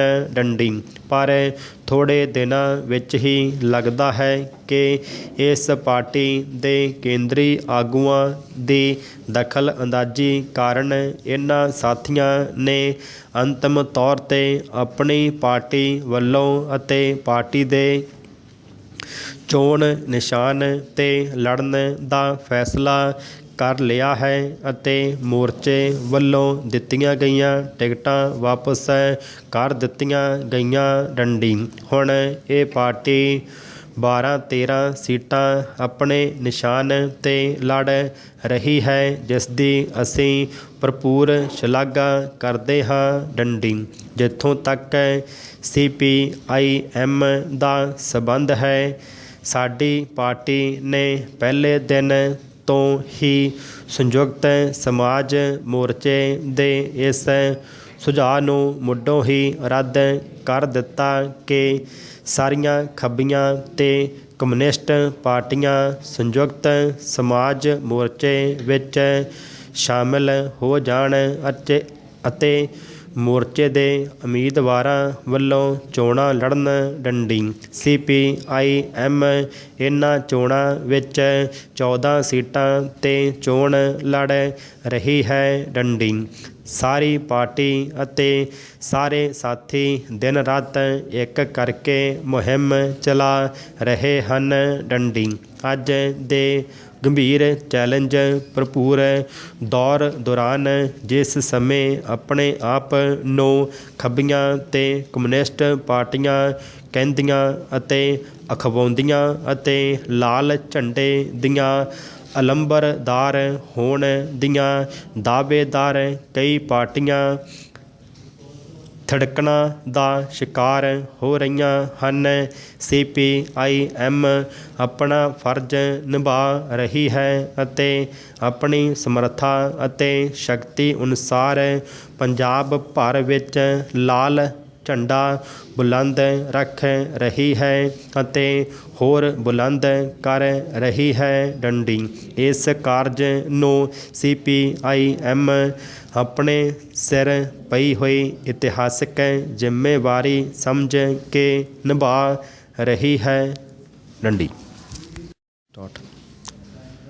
15ਵੀਂ-16ਵੀਂ ਸਦੀ ਵਿੱਚ ਭਗਤ ਰਵਿਦਾਸ ਜੀ ਮਹਾਰਾਜ ਇੱਕ ਮਹਾਨ ਕ੍ਰਾਂਤੀਕਾਰੀ, ਯੁੱਗ ਪਲਟਾਊ ਚਿੰਤਕ ਅਤੇ ਦੱਬੀਆਂ ਕੁਚਲੀਆਂ ਕੌਮਾਂ ਦੇ ਮਸੀਹਾ ਬਣ ਕੇ ਆਏ। ਡੰਡੀ ਆਪ ਜੀ ਦਾ ਜਨਮ ਮਾਘ ਦੀ ਪੁੰਨਿਆ ਤੇ ਸੰਮਤ 1433 ਬਿਕਰਮੀ 1377 ਈਸਵੀ ਨੂੰ ਮੰਡੂਆ ਢੀ ਇਲਾਕੇ ਦੇ ਪਿੰਡ ਸੀਰ ਗੋਵਰਧਨ UP ਵਿਖੇ ਸੰਤੋਖ ਦਾਸ ਰਘੂ ਜੀ ਦੇ ਘਰ ਮਾਤਾ ਕਲਸਾ ਦੇਵੀ ਗੁਰਬਿਨੀਆ ਜੀ ਦੀ ਕੁੱਖੋਂ ਦਿਨ ਐਤਵਾਰ ਸ਼ਾਮ 4 ਵਜੇ ਹੋਇਆ ਡੰਡੀ। ਚਮਾਰ ਜਾਤੀ ਨਾਲ ਸੰਬੰਧਿਤ ਹੋਣ ਕਰਕੇ ਜੁੱਤੀ ਬਣਾਉਣ ਤੇ ਮੁਰੰਮਤ ਕਰਨ ਦਾ ਵਪਾਰ ਕਰਦੇ ਸਨ। ਡੰਡੀ ਮੁੱਢਲੀ ਵਿੱਦਿਆ ਪੰਡਿਤ ਸ਼ਰਧਾਨੰਦ ਜੀ ਕੋਲ ਪ੍ਰਾਪਤ ਕਰ ਗਏ, ਪਰ ਜਾਤ ਪਾਤ ਜ਼ੋਰ 'ਤੇ ਪ੍ਰਚਲਿਤ ਹੋਣ ਕਾਰਨ ਜ਼ਿਆਦਾ ਸਮਾਂ ਪਾਠਸ਼ਾਲਾ ਨਾ ਜਾ ਸਕੇ। ਪਰ ਪੰਡਿਤ ਸ਼ਰਧਾਨੰਦ ਜੀ ਆਪ ਜੀ ਦੇ ਉੱਚ ਵਿਚਾਰ, ਸ਼ਰਧਾ, ਰੱਬੀ ਗਿਆਨ ਅਤੇ ਸਮਾਜ ਸੁਧਾਰਕ ਆਦਿ ਭਾਵਨਾਵਾਂ ਨੂੰ ਦੇਖਦਿਆਂ ਹੋਇਆਂ ਆਪਣੇ ਘਰ ਵਿਖੇ ਸਿੱਖਿਆ ਦੇਣੀ ਸ਼ੁਰੂ ਕੀਤੀ। ਡੰਡੀ ਪਰਮਾਤਮਾ ਪ੍ਰਤੀ ਸੱਚੀ ਤੇ ਸੁੱਚੀ ਭਗਤੀ ਵਿੱਚ ਹਮੇਸ਼ਾ ਮਸਤ ਰਹਿਣ ਕਾਰਨ ਮਾਪੇ ਬੜੇ ਚਿੰਤਤ ਸਨ। ਡੰਡੀ ਗ੍ਰਸਥੀ ਜੀਵਨ ਵਿੱਚ ਪਾਉਣ ਲਈ ਮਾਪਿਆਂ ਨੇ ਸ਼੍ਰੀਮਤੀ ਲੋਨਾ ਦੇਵੀ ਨਾਲ 12 ਸਾਲ ਦੀ ਉਮਰ ਵਿੱਚ ਮਿਰਜ਼ਾਪੁਰ ਦੇ ਸੁਜਾਨ ਰਾਮ ਜੀ ਅਤੇ ਸ਼੍ਰੀਮਤੀ ਸੋਮਾ ਦੇਵੀ ਜੀ ਦੀ ਪੁੱਤਰੀ ਨਾਲ ਵਿਆਹ ਕਰ ਦਿੱਤਾ, ਜਿਨ੍ਹਾਂ ਨੇ ਇੱਕ ਵਿਜੇ ਦਾਸ ਨਾਂ ਦੇ ਬੱਚੇ ਨੂੰ ਜਨਮ ਦਿੱਤਾ। ਡੰਡੀ ਆਪ ਜੀ ਗੁਰੂ ਨਾਨਕ ਦੇਵ ਜੀ, ਕਬੀਰ ਸੈਨ ਜਿਹੇ ਕਈ ਹੋਰ ਭਗਤਾਂ ਦੇ ਸਮਕਾਲੀ ਹੋਏ ਹਨ।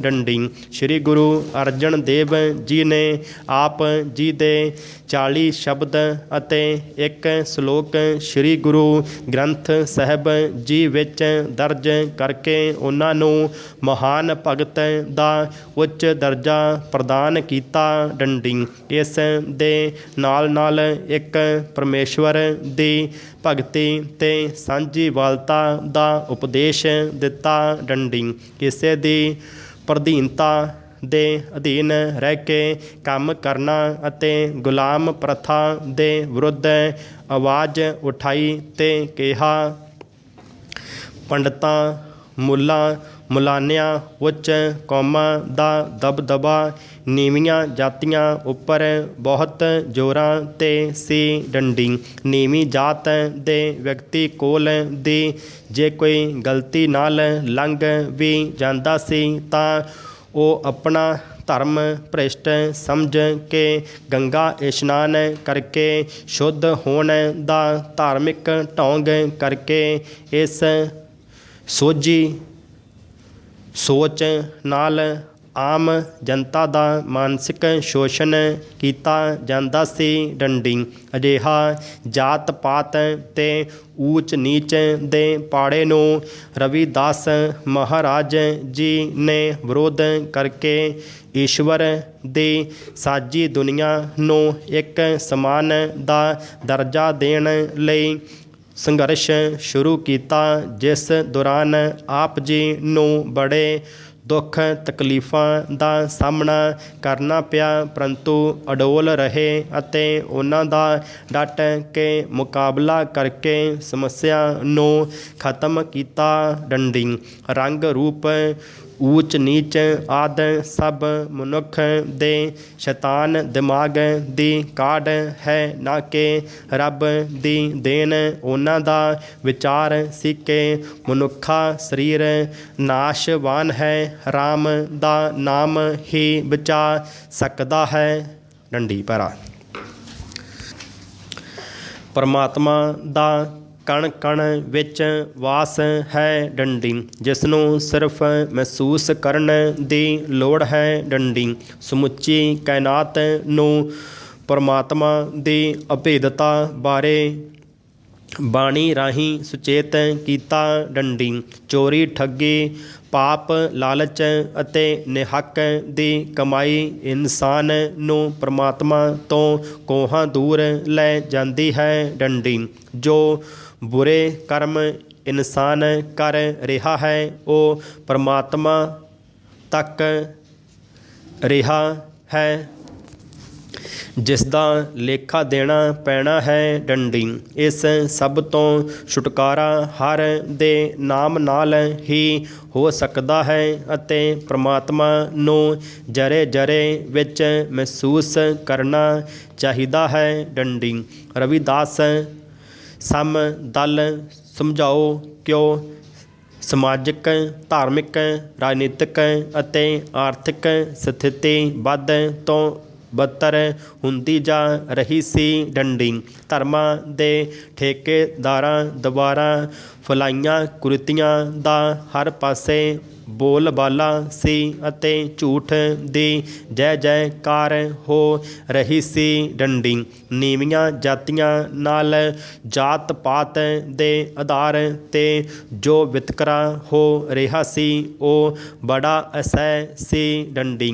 ਜਦੋਂ ਸਾਰਿਆਂ ਵਿੱਚ ਖੂਨ ਅਤੇ ਅੰਗ ਇੱਕੋ ਜਿਹੇ ਹਨ ਫਿਰ ਪਰਮਾਤਮਾ ਦੀ ਸਾਜੀ ਹੋਈ ਇੱਕ ਸਮਾਨ ਖਲਕਤ ਜਾਤ ਪਾਤ ਦੇ ਬੰਧਨਾਂ ਵਿੱਚ ਕਿਉਂ ਵੰਡੀ ਗਈ? ਪ੍ਰਸ਼ਨ ਚਿੰਨ੍ਹ। ਸਟਾਰਟ।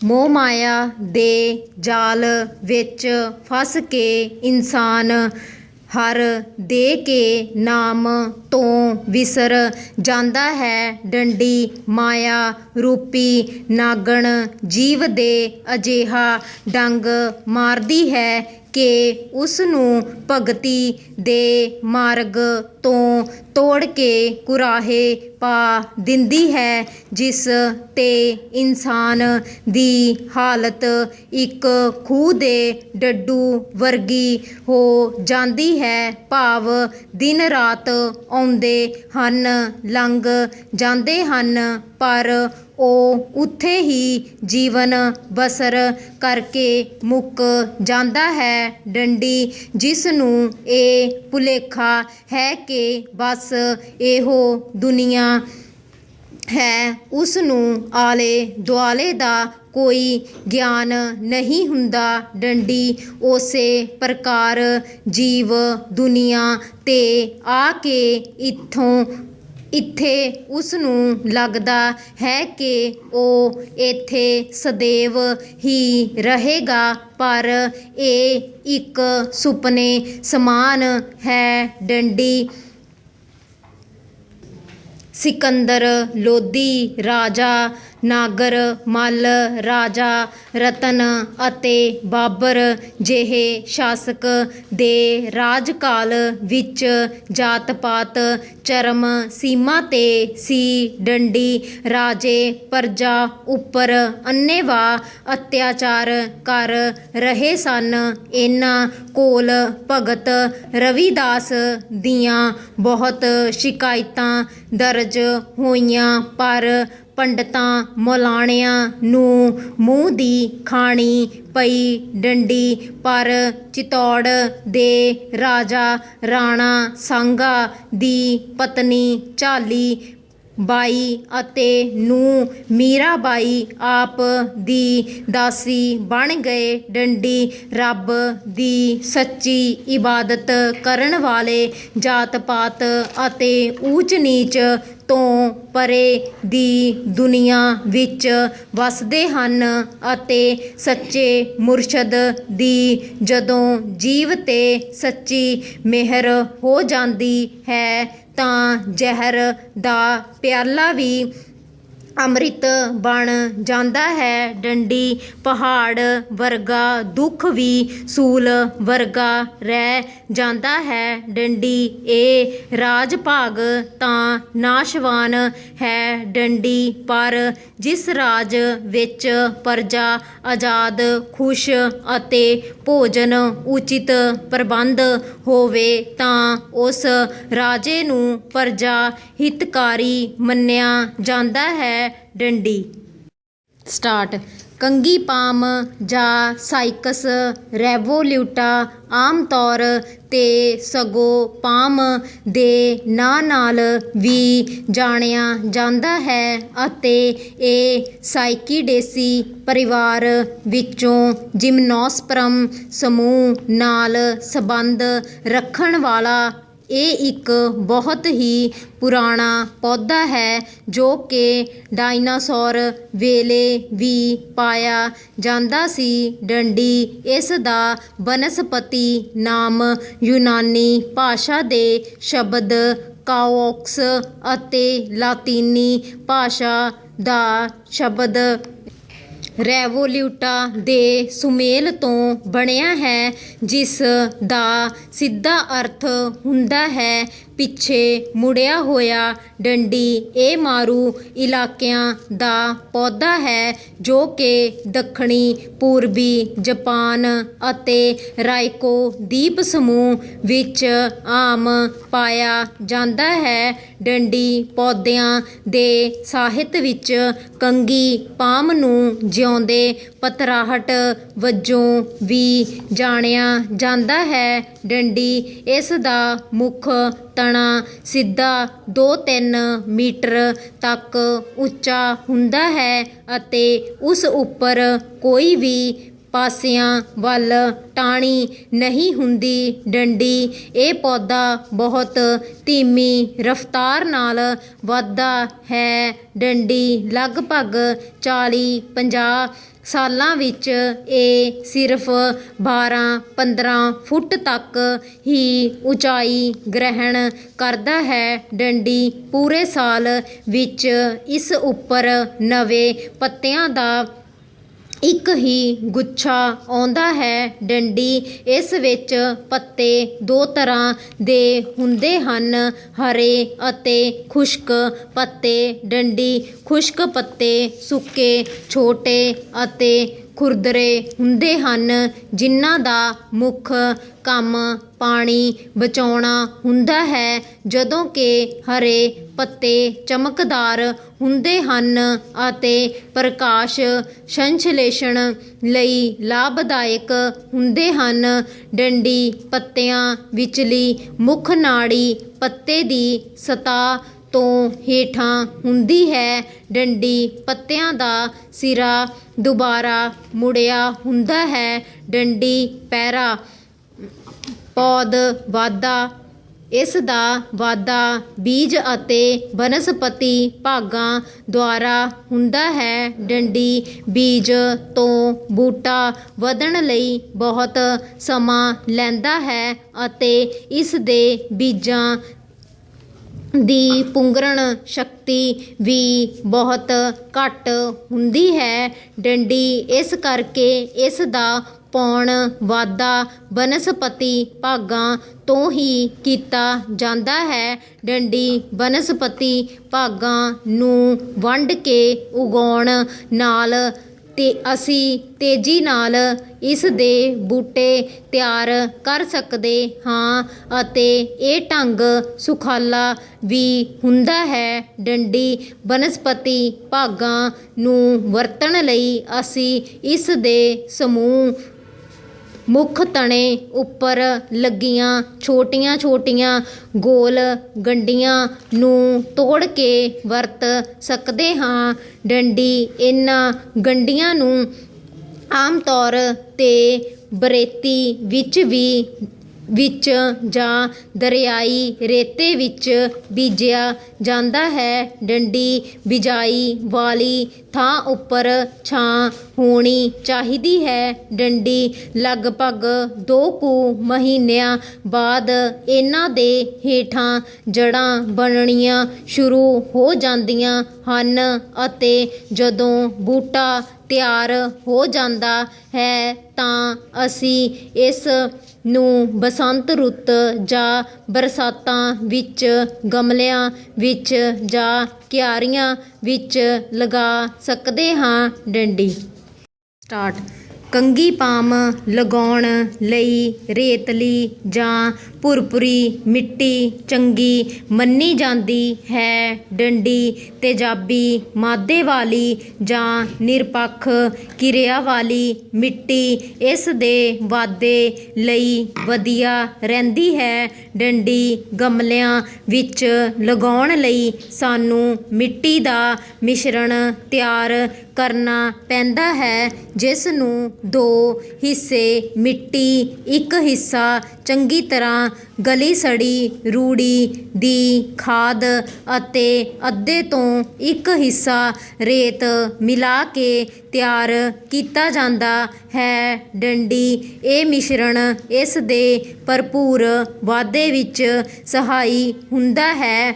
ਪੈਰਾ ਫੁੱਲ ਅਤੇ ਬੀਜ ਇਸ ਵਿੱਚ ਨਰ ਅਤੇ ਮਾਦਾ 2 ਤਰ੍ਹਾਂ ਦੇ ਪੌਦੇ ਹੁੰਦੇ ਹਨ। ਡੰਡੀ ਇਸ ਦੇ ਫੁੱਲ ਮਈ ਦੇ ਮਹੀਨੇ ਤੋਂ ਸ਼ੁਰੂ ਹੋ ਕੇ ਜੁਲਾਈ ਤੱਕ ਲੱਗਦੇ ਹਨ। ਡੰਡੀ ਬੀਜ ਅਕਤੂਬਰ ਨਵੰਬਰ ਦੇ ਮਹੀਨੇ ਵਿੱਚ ਪੱਕ ਜਾਂਦਾ ਹੈ। ਡੰਡੀ ਨਰ ਪੌਦਿਆਂ ਉੱਪਰ ਸਿਰੇ 'ਤੇ ਜਾ ਕੇ ਇੱਕੋ ਫੁੱਲ ਗੁੱਛਾ ਲੱਗਦਾ ਹੈ, ਜਿਸ ਵਿੱਚ ਪਰਪਰਾਗਣ ਕਿਰਿਆ ਲਈ ਪਰਾਗ ਕਣ ਹੁੰਦੇ ਹਨ। ਡੰਡੀ ਮਾਦਾ ਫੁੱਲ ਗੋਭ ਗੁੱਛਾ ਜਲਦੀ ਪਛਾਣਿਆ ਜਾਂਦਾ ਹੈ, ਕਿਉਂਕਿ ਇਹ ਬਹੁਤ ਹੀ ਢਿੱਲਾ ਅਤੇ ਚਾਰੋਂ ਪਾਸਿਆਂ ਤੋਂ ਪੱਤਿਆਂ ਨਾਲ ਘਿਰਿਆ ਹੁੰਦਾ ਹੈ, ਜੋ ਕਿ ਇਸ ਨੂੰ ਬੰਦ ਗੋਭੀ ਵਰਗੀ ਸ਼ਕਲ ਪ੍ਰਦਾਨ ਕਰਦਾ ਹੈ। ਡੰਡੀ ਬੂਟੇ ਲਗਾਉਣ ਦਾ ਸਮਾਂ ਫਰਵਰੀ, ਮਾਰਚ ਅਤੇ ਜੁਲਾਈ ਅਗਸਤ।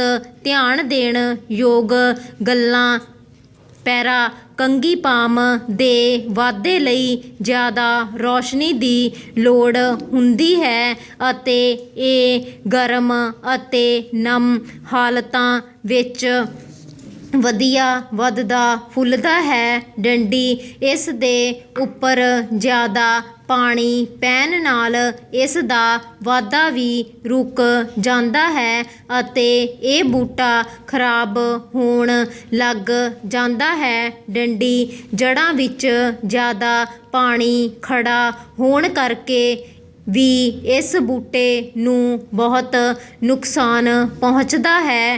ਡੰਡੀ ਇਸੇ ਕਰਕੇ ਇਸ ਨੂੰ ਬਗੀਚਿਆਂ ਵਿੱਚ ਉੱਚੀ ਥਾਂ ਉੱਪਰ ਲਗਾਇਆ ਜਾਂਦਾ ਹੈ। ਡੰਡੀ ਗਮਲਿਆਂ ਵਿੱਚ ਲਗਾਏ ਗਏ ਬੂਟਿਆਂ ਦੇ ਵਧੀਆ ਵਾਧੇ ਅਤੇ ਦਿੱਖ ਲਈ ਸਾਨੂੰ ਗਮਲਿਆਂ ਵਿਚਲਾ ਮਿਸ਼ਰਣ 3-4 ਸਾਲਾਂ ਬਾਅਦ ਬਦਲ ਦੇਣਾ ਚਾਹੀਦਾ ਹੈ। ਡੰਡੀ ਸ਼ੁਰੂ ਵਾਲੇ ਦਿਨਾਂ ਵਿੱਚ ਇਸ ਨੂੰ ਠੰਡ ਤੋਂ, ਕੋਰੇ ਤੋਂ ਬਚਾਉਣ ਦੀ ਲੋੜ ਹੁੰਦੀ ਹੈ। ਡੰਡੀ ਜਦੋਂ ਇਸ ਦੇ ਪੁਰਾਣੇ ਹੇਠਲੇ ਪੱਤੇ ਪੂਰੀ ਤਰ੍ਹਾਂ ਪੀਲੇ ਪੈ ਜਾਂਦੇ ਹਨ ਤਾਂ ਸਾਨੂੰ ਉਸ ਵੇਲੇ ਇਸ ਦੀ ਕਾਟ ਛਾਂਟ ਕਰ ਦੇਣੀ ਚਾਹੀਦੀ ਹੈ, ਭਾਵ ਪੀਲੇ ਪੱਤਿਆਂ ਨੂੰ ਤਿੱਖੇ ਔਜ਼ਾਰ ਨਾਲ ਸਾਫ਼ ਸੁਥਰੇ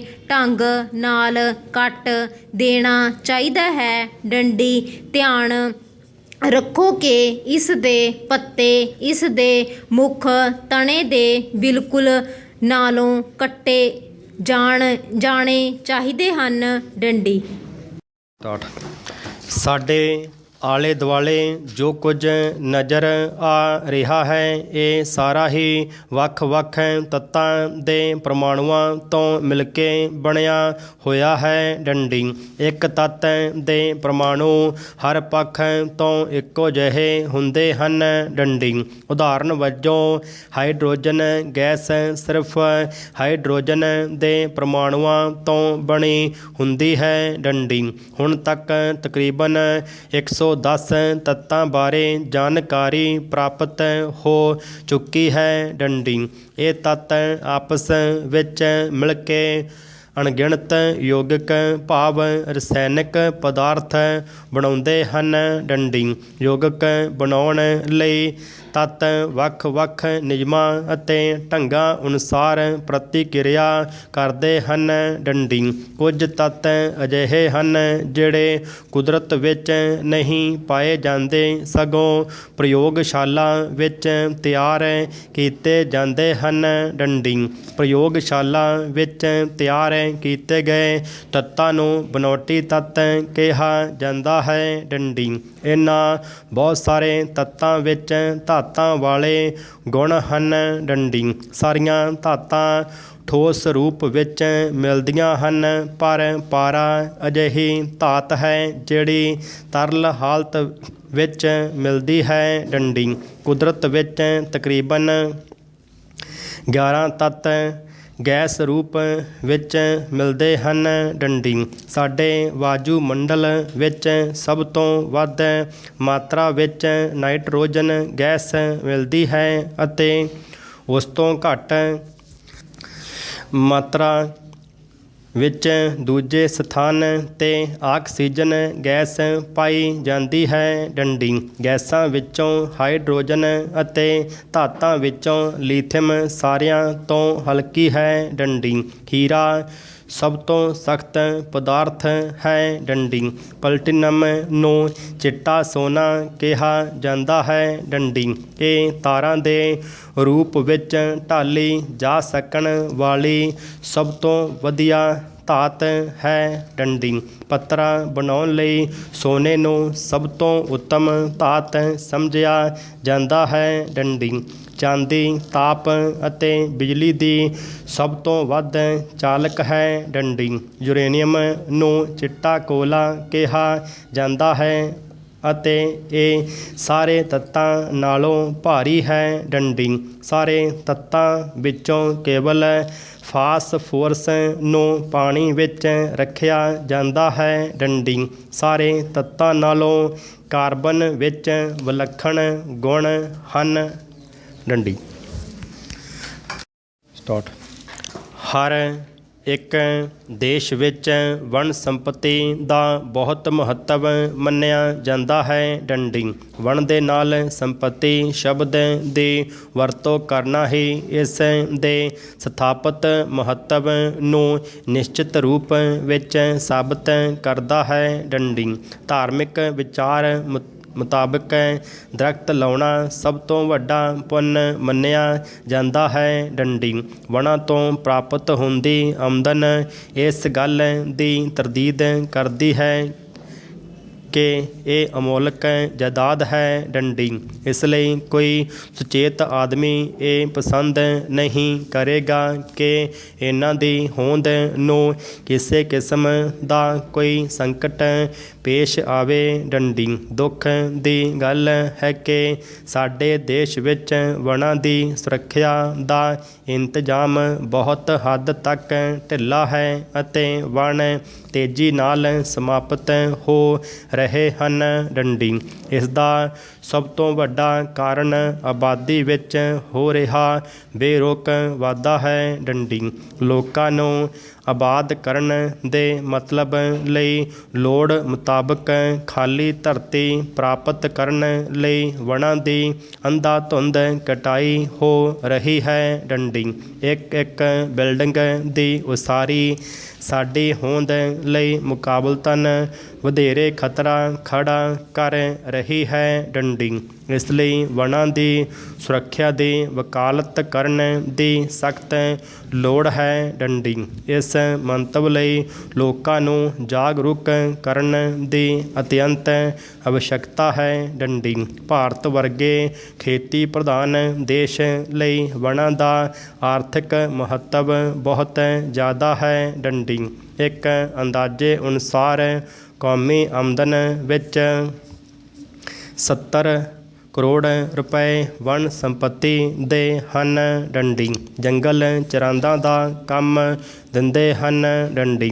ਦਰਖਤ ਹਵਾ ਨੂੰ ਸਾਫ਼ ਕਰਦੇ ਹਨ ਅਤੇ ਹੜ੍ਹਾਂ ਨੂੰ ਰੋਕਦੇ ਹਨ ਅਤੇ ਸੇਮ ਨੂੰ ਖਤਮ ਕਰਨ ਵਿੱਚ ਮਦਦ ਜਾਂ ਇਮਦਾਦ ਕਰਦੇ ਹਨ। ਡੰਡੀ। ਇਸ ਦੇ ਨਤੀਜੇ ਵਜੋਂ ਕਿਹਾ ਜਾ ਸਕਦਾ ਹੈ ਕਿ ਵਣ ਕੌਮੀ ਸੰਪਤੀ ਹਨ। ਡੰਡੀ। ਇਸ ਦਾ ਮਤਲਬ ਇਹ ਵੀ ਹੈ ਕਿ ਆਧੁਨਿਕ ਸਭਿਅਤਾ ਲਈ ਵਣ ਬਹੁਤ ਜ਼ਰੂਰੀ ਹਨ। ਸਟਾਰਟ। ਆਖਰਕਾਰ ਪੰਜਾਬ ਵਿੱਚ ਚੋਣਾਂ ਦਾ ਕੰਮ ਨਿਬੜ ਹੀ ਗਿਆ ਅਤੇ ਹੁਣ 10 ਮਾਰਚ ਦਾ ਇੰਤਜ਼ਾਰ ਹੈ। ਡੰਡੀ। ਕੀ ਹੁਣ ਲੋਕਾਂ ਦੀ ਆਵਾਜ਼ ਖੁੱਲ੍ਹ ਕੇ ਬਾਹਰ ਆਏਗੀ? ਪ੍ਰਸ਼ਨ ਚਿੰਨ੍ਹ। ਇਸ ਵਾਰ ਵੋਟਰ ਤੋਂ ਜ਼ਿਆਦਾ ਉਮੀਦਾਂ ਸਨ ਕਿਉਂਕਿ ਕਿਸਾਨੀ ਸੰਘਰਸ਼ ਵੇਲੇ ਪੰਜਾਬੀ ਸਿਰੜ ਦਾ ਇੱਕ ਵੱਖਰਾ ਰੂਪ ਵੇਖਣ ਨੂੰ ਮਿਲਿਆ ਸੀ। ਡੰਡੀ। ਕਿਸਾਨੀ ਸੰਘਰਸ਼ ਵਿੱਚ ਸਾਰੀਆਂ ਪਾਰਟੀਆਂ ਨੂੰ ਇੱਕ ਪਾਸੇ ਰੱਖ ਕੇ ਤੇ ਇੱਕ ਸੁਰ ਵਿੱਚ ਹੋ ਕੇ ਆਪਣੀ ਗੱਲ ਆਪ ਰੱਖੀ ਸੀ। ਡੰਡੀ। ਕਈ ਥਾਵਾਂ 'ਤੇ ਅਸੀਂ ਵੇਖਿਆ ਸੀ ਕਿ ਜਾਤ ਪਾਤ ਦੀਆਂ ਲਕੀਰਾਂ ਵੀ ਫਿੱਕੀਆਂ ਪੈ ਗਈਆਂ ਸਨ। ਡੰਡੀ। ਇਸ ਵਾਰ ਇਹੀ ਆਸ ਕੀਤੀ ਜਾ ਰਹੀ ਸੀ ਕਿ ਜਿਨ੍ਹਾਂ ਲੋਕਾਂ ਨੇ ਕਿਸਾਨੀ ਕਾਨੂੰਨ ਦਾ ਇੱਕ ਇੱਕ ਫਿਕਰਾ ਪੜ੍ਹਿਆ ਹੋਇਆ ਸੀ ਉਹ ਚੋਣ ਮੈਨੀਫੈਸਟੋ ਵੀ ਜ਼ਰੂਰ ਪੜ੍ਹ ਲੈਣਗੇ। ਡੰਡੀ। ਕਿਸਾਨ ਅੰਦੋਲਨ ਖਤਮ ਹੋਣ ਮਗਰੋਂ ਨਿਰਾਸ਼ਾ ਹੀ ਵੇਖਣ ਨੂੰ ਮਿਲਦੀ ਰਹੀ ਹੈ। ਡੰਡੀ। ਜਿਵੇਂ ਜਿਵੇਂ ਪ੍ਰਚਾਰ ਅੱਗੇ ਵੱਧਦਾ ਗਿਆ ਨਿਰਪੱਖ ਬਣੇ ਰਹਿਣ ਦੀ ਕੋਸ਼ਿਸ਼ ਵਿੱਚ ਕੁਝ ਤੱਥ ਬਿਆਨ ਕਰਨੇ ਔਖੇ ਹੋ ਗਏ ਸਨ ਪਰ ਵਾਰ-ਵਾਰ ਜ਼ਮੀਨੀ ਹਕੀਕਤ ਯਾਦ ਕਰਵਾਉਣੀ ਕਿਸੇ ਇੱਕ ਦੀ ਹਮਾਇਤ ਤੇ ਦੂਜੇ ਦਾ ਵਿਰੋਧ ਕਰਨਾ ਜਾਪਦਾ ਸੀ ਅਤੇ ਲੋਕਾਂ ਦਾ ਪ੍ਰਤੀਕਰਮ ਵੇਖ ਕੇ ਅਹਿਸਾਸ ਹੋਇਆ ਕਿ ਵੋਟ ਦੀ ਅਹਿਮੀਅਤ ਲੋਕ ਆਪ ਹੀ ਨਹੀਂ ਸਮਝਦੇ ਤਾਂ ਫਿਰ ਸਿਆਸਤਦਾਨ ਕਿਉਂ ਇਸ ਦੀ ਕਦਰ ਕਰਨਗੇ। ਡੰਡੀ। ਵੋਟ ਨੂੰ 5 ਸਾਲ ਲਈ ਵਾਅਦਾ ਸਮਝ ਕੇ ਜੇ ਕੋਈ ਕਿਸੇ ਉਮੀਦ ਨਾਲ ਵੋਟ ਪਾਉਂਦਾ ਹੈ ਤਾਂ ਉਹ ਆਪਣੀ ਵੋਟ ਪਾਉਣ ਲਈ 5 ਘੰਟੇ ਦਾ ਵਕਤ ਤਾਂ ਲਏਗਾ ਹੀ। ਡੰਡੀ। ਜੋ ਕੁਝ ਸੁਣਨ ਨੂੰ ਮਿਲਿਆ ਉਹ ਇੱਕ ਜ਼ਿੰਮੇਵਾਰ ਵੋਟਰ ਦੀ ਸਮਝਦਾਰੀ ਨਹੀਂ ਸੀ ਦਰਸਾਉਂਦਾ। ਡੰਡੀ। ਉਹ ਦੁੱਖਾਂ ਹੇਠ ਦੱਬੇ ਪੰਜਾਬੀ ਦੀ ਨਿਰਾਸ਼ਾ ਹੀ ਪ੍ਰਗਟ ਕਰਦਾ ਸੀ। ਡੰਡੀ। ਪਰ ਕਈ ਵਾਰ ਇਹ ਲੱਗਦਾ ਸੀ ਕਿ ਸੁਖਬੀਰ ਬਾਦਲ ਸਹੀ ਆਖਦੇ ਸਨ ਕਿ ਪੰਜਾਬ ਆਪਣੇ ਆਪ ਨੂੰ ਦੇਸ਼ ਦੇ ਮੁਕਾਬਲੇ 'ਤੇ ਰੱਖ ਕੇ ਨਹੀਂ ਬਲਕਿ ਕੈਨੇਡਾ ਦੇ ਮੁਕਾਬਲੇ 'ਤੇ ਰੱਖ ਕੇ ਵੇਖਦਾ ਹੈ। ਡੰਡੀ। ਫਿਰ ਨਿਰਾਸ਼ਾ ਤਾਂ ਹੋਣੀ ਹੀ ਸੀ ਕਿਉਂਕਿ ਜੇ ਪੰਜਾਬੀ ਆਪਣੇ ਆਪ ਨੂੰ ਹਰਿਆਣਾ ਦੇ ਮੁਕਾਬਲੇ ਹੀ ਰੱਖ ਕੇ ਵੇਖਦਾ ਤਾਂ ਉਹ ਸਮਝ ਸਕਦਾ ਕਿ ਉਸ ਨੂੰ ਇੰਨੀ ਆਜ਼ਾਦੀ ਮਿਲੀ ਹੋਈ ਸੀ ਕਿ ਉਹ ਕਿਸਾਨੀ ਸੰਘਰਸ਼ ਵਿੱਚ ਸਿਰਫ ਪੰਜਾਬ ਦੀ ਹੀ ਨਹੀਂ ਬਲਕਿ ਦੇਸ਼ ਦੇ ਕਿਸਾਨ ਦੀ ਆਵਾਜ਼ ਵੀ ਬਣ ਗਿਆ ਸੀ। ਡੰਡੀ। ਜੇ ਪੰਜਾਬ ਦੇ ਕਿਸਾਨ ਹਰਿਆਣਾ ਦੇ ਬਾਰਡਰ 'ਤੇ ਨਾ ਆਉਂਦੇ ਤਾਂ ਉਹ ਬੈਰੀਕੇਡ ਨਹੀਂ ਸਨ ਟੁੱਟਣੇ। ਡੰਡੀ। ਪਰ ਹਰ ਇੱਕ ਨੂੰ ਦੂਜੇ ਦੀ ਜ਼ਿੰਦਗੀ ਇੰਨੀ ਚੰਗੀ ਜਾਪਦੀ ਹੈ ਕਿ ਉਹ ਆਪਣੀ ਜ਼ਿੰਦਗੀ 'ਤੇ ਝਾਤ ਮਾਰ ਕੇ ਉਸ ਵਾਸਤੇ ਸ਼ੁਕਰਾਨਾ ਕਰਨਾ ਵੀ ਭੁੱਲ ਜਾਂਦਾ ਹੈ। ਡੰਡੀ। ਇਸ ਦਾ ਇਹ ਮਤਲਬ ਨਹੀਂ ਕਿ ਪੰਜਾਬ ਬਿਹਤਰ ਸਹੂਲਤਾਂ ਦੀ ਮੰਗ ਨਾ ਕਰੇ ਪਰ ਜਿਹੜੀ ਗੱਲ ਦੀ ਮੰਗ ਰੱਖੇ ਉਸ ਬਾਰੇ ਪਹਿਲਾਂ ਪੂਰੀ ਸੱਚਾਈ ਤਾਂ ਉਸ ਨੂੰ ਪਤਾ ਹੋਵੇ। ਡੰਡੀ। ਪੰਜਾਬ ਵਾਲੇ ਦਿੱਲੀ ਦੇ ਸਕੂਲਾਂ ਨੂੰ ਆਪਣੇ ਸਕੂਲਾਂ 'ਚੋਂ ਲੱਭਦੇ ਹਨ ਪਰ ਅੱਜ ਚੰਡੀਗੜ੍ਹ ਦਾ ਅਵਲ ਦਰਜੇ ਦਾ ਸਕੂਲ ਵੀ ਦਿੱਲੀ ਦੇ ਸਕੂਲ ਤੋਂ ਪਿੱਛੇ ਹੈ ਕਿਉਂਕਿ ਅਜੇ ਜੋ ਦੇਸ਼ ਦਾ ਬੌਧਿਕ ਖੇਤਰ ਹੈ ਉਹ ਦਿੱਲੀ, ਮੁੰਬਈ ਅਤੇ ਬੰਗਲੌਰ ਵਿੱਚ ਹੀ ਮਿਲ ਸਕਦਾ ਹੈ। ਡੰਡੀ ਦਿੱਲੀ ਵੀ ਮੁੰਬਈ ਦਾ ਮੁਕਾਬਲਾ ਨਹੀਂ ਕਰ ਸਕਦੀ ਕਿਉਂਕਿ ਉਹ ਦੇਸ਼ ਦਾ ਸਭ ਤੋਂ ਅਮੀਰ ਸੂਬਾ ਹੈ ਅਤੇ ਜਿੱਥੇ ਪੈਸਾ ਹੋਵੇ ਉੱਥੇ ਹੀ ਸਭ ਤੋਂ ਬਿਹਤਰ ਦਿਮਾਗ ਵੀ ਮਿਲਣਗੇ। ਡੰਡੀ ਪੰਜਾਬ ਦੇ ਸਰਹੱਦੀ ਪਿੰਡਾਂ ਵਿੱਚ ਕ੍ਰਿਸ਼ਨ ਕੁਮਾਰ IAS ਵਰਗੇ ਕਾਬਲ ਅਫਸਰ ਦੀ ਦੇਖ ਰੇਖ ਵਿੱਚ ਅਵਲ ਦਰਜੇ ਦੇ ਸਮਾਰਟ ਸਕੂਲ ਬਣੇ, ਜਿਨ੍ਹਾਂ ਵਿੱਚ ਪਹਿਲਾਂ ਨਾਲੋਂ ਸੁਧਾਰ ਤਾਂ ਕਾਫੀ ਹੋਇਆ, ਜਿਸ ਕਾਰਨ ਭਾਜਪਾ ਸਰਕਾਰ ਹੇਠ ਨੀਤੀ ਆਯੋਗ ਇੱਕ ਕਾਂਗਰਸੀ ਸੂਬੇ ਨੂੰ ਦੇਸ਼ ਦੇ ਸਿੱਖਿਆ ਖੇਤਰ ਵਿੱਚ ਅਵਲ ਸੂਬਾ ਚੁਣਨ ਵਾਸਤੇ ਮਜਬੂਰ ਹੋਇਆ। ਡੰਡੀ ਪਰ ਪੰਜਾਬ ਨੂੰ ਆਪਣੀ ਚੰਗੀ ਹਾਲਤ ਬਾਰੇ ਵੀ ਪੂਰੀ ਜਾਣਕਾਰੀ ਨਹੀਂ ਹੈ। ਡੰਡੀ ਨਾ ਹੀ ਪੰਜਾਬ ਨੂੰ ਆਪਣੀਆਂ ਡਿਸਪੈਂਸਰੀਆਂ ਨਜ਼ਰ ਆਈਆਂ, ਨਾ ਹੀ ਯਾਦ ਰਿਹਾ ਕਿ ਕਰੋਨਾ ਕਾਲ ਵਿੱਚ ਪੰਜਾਬ ਅਤੇ ਕੇਰਲ ਦੀਆਂ ਸਹੂਲਤਾਂ ਸਭ ਤੋਂ ਬਿਹਤਰ ਸਾਬਤ ਹੋਈਆਂ ਸਨ। ਡੰਡੀ ਪੰਜਾਬ ਪਹਿਲਾ ਸੂਬਾ ਸੀ ਜਿਸ ਨੇ ਕੋਵਿਡ ਕੇਅਰ ਪੈਕੇਜ ਘਰ ਘਰ ਭੇਜਿਆ ਸੀ। ਡੰਡੀ ਪਰ ਪੰਜਾਬ ਇੱਕ ਬਹਿਸਬਾਜ਼ੀ ਅਤੇ ਚਰਚਾ ਵਿੱਚ ਫਸ ਗਿਆ ਕਿ ਉਸ ਦੀ ਖਰੀਦ ਵਿੱਚ ਕੋਈ ਘਪਲਾ ਹੋਇਆ ਸੀ। ਡੰਡੀ ਅਸਲ ਵਿੱਚ ਚੀਨ ਤੋਂ ਆਉਣ ਵਾਲਾ ਸਮਾਨ ਮਹਿੰਗਾ ਕਰ ਦਿੱਤਾ ਗਿਆ ਸੀ ਅਤੇ 900 ਰੁਪਏ ਵਾਲਾ ਆਕਸੀਮੀਟਰ 1100-1200 ਵਿੱਚ ਮਿਲਿਆ। ਡੰਡੀ ਬਾਕੀ ਸੂਬਿਆਂ ਵਿੱਚ 1600 ਦਾ ਇੱਕ ਆਕਸੀਮੀਟਰ ਸਰਕਾਰਾਂ ਨੇ ਖਰੀਦਿਆ, ਪਰ ਪੰਜਾਬ ਦੀ ਗੱਲ ਕੋਈ ਵੀ ਸੁਣਨ ਨੂੰ ਤਿਆਰ ਨਹੀਂ ਸੀ। ਡੰਡੀ ਪਰ ਫਿਰ ਵੋਟ ਪਈ ਕਿਸ ਮੁੱਦੇ 'ਤੇ? ਪ੍ਰਸ਼ਨ ਚਿੰਨ੍ਹ ਕੀ ਇਸ ਪਿੱਛੇ ਸੱਚਮੁੱਚ ਦੇ ਕਿਸੇ ਬਦਲਾਅ ਦੀ ਸੋਚ ਕੰਮ ਕਰਦੀ ਹੈ? ਪ੍ਰਸ਼ਨ ਚਿੰਨ੍ਹ ਕੀ ਇਹ ਰਵਾਇਤ ਦੇ ਉਲਟ ਵੋਟ ਪਈ? ਪ੍ਰਸ਼ਨ ਚਿੰਨ੍ਹ 69% ਵੋਟ ਕਿਸ ਗੱਲ ਦਾ ਸੰਕੇਤ ਕਰਦੀ ਹੈ? ਪ੍ਰਸ਼ਨ ਚਿੰਨ੍ਹ ਸਟਾਰਟ।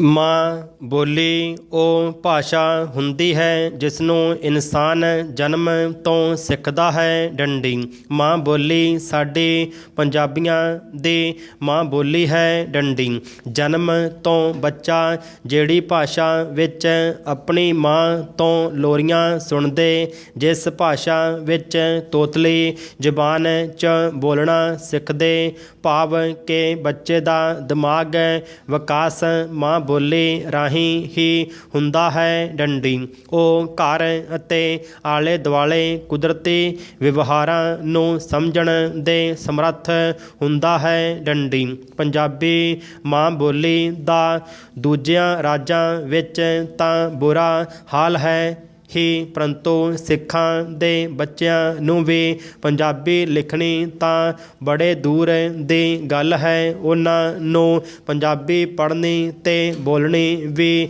ਨਹੀਂ ਆਉਂਦੀ। ਡੰਡੀ ਪੰਜਾਬ ਵਿੱਚ ਇਹਦੇ ਨਾਲੋਂ ਵੀ ਬੁਰਾ ਹਾਲ ਹੈ। ਡੰਡੀ ਸਰਕਾਰੀ ਦਫ਼ਤਰਾਂ, ਪ੍ਰਾਈਵੇਟ ਅਦਾਰਿਆਂ ਵਿੱਚ, ਅਦਾਲਤਾਂ ਵਿੱਚ ਪੰਜਾਬੀ ਨੂੰ ਬੁਰੀ ਤਰ੍ਹਾਂ ਨਕਾਰਿਆ ਜਾ ਰਿਹਾ ਹੈ। ਡੰਡੀ ਪੜ੍ਹੇ ਲਿਖੇ ਲੋਕ ਆਪਣੇ ਬੱਚਿਆਂ ਨਾਲ ਅੰਗਰੇਜ਼ੀ, ਹਿੰਦੀ 'ਚ ਗੱਲ ਕਰਦੇ ਹਨ ਅਤੇ ਪੰਜਾਬੀ ਨੂੰ ਉਹ ਗਵਾਰਾਂ ਅਨਪੜ੍ਹਾਂ ਦੀ ਬੋਲੀ ਸਮਝਦੇ ਹਨ, ਜਦਕਿ ਸਾਡੇ ਗੁਰੂਆਂ ਨੇ ਸ੍ਰੀ ਗੁਰੂ ਗ੍ਰੰਥ ਸਾਹਿਬ ਦੀ ਰਚਨਾ ਗੁਰਮੁਖੀ ਲਿਪੀ ਪੰਜਾਬੀ ਵਿੱਚ ਅਤੇ ਸੂਫੀ ਕਵੀਆਂ ਦੀ ਬਾਣੀ ਪੰਜਾਬੀ ਵਿੱਚ ਦਰਜ ਕੀਤੀ ਹੈ। ਡੰਡੀ ਪੰਜਾਬ ਦੇ ਸਕੂਲਾਂ ਵਿੱਚ ਹੀ ਪੰਜਾਬੀ ਦੀ ਤੋਹੀਨ ਕੀਤੀ ਜਾ ਰਹੀ ਹੈ। ਡੰਡੀ ਅੰਗਰੇਜ਼ੀ ਸਕੂਲਾਂ ਵਿੱਚ ਤਾਂ ਬਿਲਕੁਲ ਵੀ ਪੰਜਾਬੀ ਨਹੀਂ ਪੜ੍ਹਾਈ ਜਾਂਦੀ। ਡੰਡੀ ਜੇਕਰ ਬੱਚਾ ਪੜ੍ਹਨ ਦੀ ਕੋਸ਼ਿਸ਼ ਕਰਦਾ ਹੈ ਤਾਂ ਉਸਨੂੰ ਸਜ਼ਾ ਦਿੱਤੀ ਜਾਂਦੀ ਹੈ ਤੇ ਜੁਰਮਾਨਾ ਕੀਤਾ ਜਾਂਦਾ ਹੈ। ਡੰਡੀ ਅਜਿਹਾ ਕਰਕੇ ਅਸੀਂ ਆਪਣੇ ਗੁਰੂਆਂ ਦਾ ਨਿਰਾਦਰ ਕਰ ਰਹੇ ਹਾਂ। ਡੰਡੀ ਅਸੀਂ ਪੰਜਾਬੀ ਬੋਲਦੇ ਇਲਾਕੇ ਤਾਂ ਕੀ ਲੈਣੇ ਹਨ। ਇਹ ਨਾ ਹੋਵੇ ਕਿਤੇ ਅਸੀਂ ਆਪਣੇ ਪੰਜਾਬੀ ਬੋਲਦੇ ਇਲਾਕਿਆਂ ਵਿੱਚੋਂ ਪੰਜਾਬੀ ਹੀ ਗਾਇਬ ਕਰ ਦਈਏ। ਡੰਡੀ ਨਵੀਂ ਪੀੜ੍ਹੀ ਪੰਜਾਬੀ ਸਾਹਿਤ, ਆਪਣਾ ਕਲਚਰ, ਅਖਬਾਰਾਂ, ਇਤਿਹਾਸ ਪੜ੍ਹ ਕੇ ਰਾਜੀ ਨਹੀਂ ਹੈ। ਡੰਡੀ ਪੰਜਾਬ ਦਾ ਸੱਭਿਆਚਾਰਕ ਵਿਰਸਾ, ਲੋਕ ਗੀਤ, ਕਹਾਣੀਆਂ, ਲਫ਼ਜ਼, ਸ਼ਬਦ, ਅੰਕ ਅਲੋਪ ਹੋਣ ਕਿਨਾਰੇ ਹਨ। ਡੰਡੀ ਇਸ ਸੰਬੰਧੀ ਸਰਕਾਰਾਂ, ਸ਼੍ਰੋਮਣੀ ਗੁਰਦੁਆਰਾ ਪ੍ਰਬੰਧਕ ਕਮੇਟੀ, ਬੁੱਧੀਜੀਵੀਆਂ ਨੂੰ ਆਣ ਕੇ ਪੰਜਾਬੀ ਮਾਂ ਬੋਲੀ ਦੀ ਬਾਂਹ ਫੜਨੀ ਚਾਹੀਦੀ ਹੈ। ਡੰਡੀ ਅਜਿਹਾ ਨਾ ਹੋਵੇ ਵੇਲਾ ਤੁਹਾਡੇ ਹੱਥੋਂ ਨਿਕਲ ਜਾਵੇ। ਡੰਡੀ ਇਸ ਤੋਂ ਵੱਧ ਤਾਂ ਪੰਜਾਬੀਆਂ ਨੇ ਬਾਹਰਲੇ ਮੁਲਕਾਂ ਵਿੱਚ ਆਪਣੇ ਵਿਰਸੇ ਨੂੰ ਸੰਭਾਲ ਕੇ ਰੱਖਿਆ ਹੈ, ਜਿੱਥੇ ਉਹ ਗੋਰਿਆਂ ਦੀ ਪੜ੍ਹਾਈ, ਬੱਚਿਆਂ ਨੂੰ ਅੰਗਰੇਜ਼ੀ ਦੀ ਸਿੱਖਿਆ ਦਿਵਾ ਰਹੇ ਹਨ। ਨਾਲ ਲੱਗਦੇ ਉਹ ਆਪਣੀ ਮਾਂ ਬੋਲੀ ਪੰਜਾਬੀ ਨੂੰ ਗੁਰਦੁਆਰਿਆਂ 'ਚ ਪੜ੍ਹਾ ਰਹੇ ਹਨ। ਡੰਡੀ ਪੰਜਾਬੀ ਨੂੰ ਕੈਨੇਡਾ ਵਰਗੇ ਮੁਲਕਾਂ ਵਿੱਚ ਮਾਨਤਾ ਦੇ ਕੇ ਦਰਜਾ ਦਿੱਤਾ ਗਿਆ ਹੈ। ਡੰਡੀ ਗੋਰੇ ਵੀ ਪੰਜਾਬੀ ਭਾਸ਼ਾ ਬੋਲ ਰਹੇ ਹਨ ਤੇ ਕੀਰਤਨ ਕਰ ਰਹੇ ਹਨ। ਡੰਡੀ ਪੰਜਾਬ ਵਿੱਚ ਪ੍ਰਵਾਸੀ ਠੇਠ ਪੰਜਾਬੀ ਵਿੱਚ ਗੱਲ ਕਰਦੇ ਹਨ। ਡੰਡੀ ਇੱਥੋਂ ਤੱਕ ਕਿ ਉਹਨਾਂ ਨੇ ਆਪਣੇ ਬੱਚਿਆਂ ਦੇ ਵਾਲ ਵੀ ਰੱਖੇ ਹੋਏ ਹਨ ਤੇ ਸਾਡੇ ਲੋਕ ਵੰਨ ਸਵੰਨੇ ਵਾਲਾਂ ਦੇ ਡਿਜ਼ਾਈਨ ਬਣਾ ਰਹੇ ਹਨ ਤੇ ਪੰਜਾਬੀ ਨੂੰ ਨਕਾਰ ਕੇ ਪੱਛਮੀ ਸਭਿਅਤਾ 'ਚ ਰੰਗ ਕੇ ਅੰਗਰੇਜ਼ਾਂ ਨੂੰ ਤਰਜੀਹ ਦੇ ਰਹੇ ਹਨ, ਜੋ ਕਿ ਚਿੰਤਾ ਦਾ ਵਿਸ਼ਾ ਹੈ। ਡੰਡੀ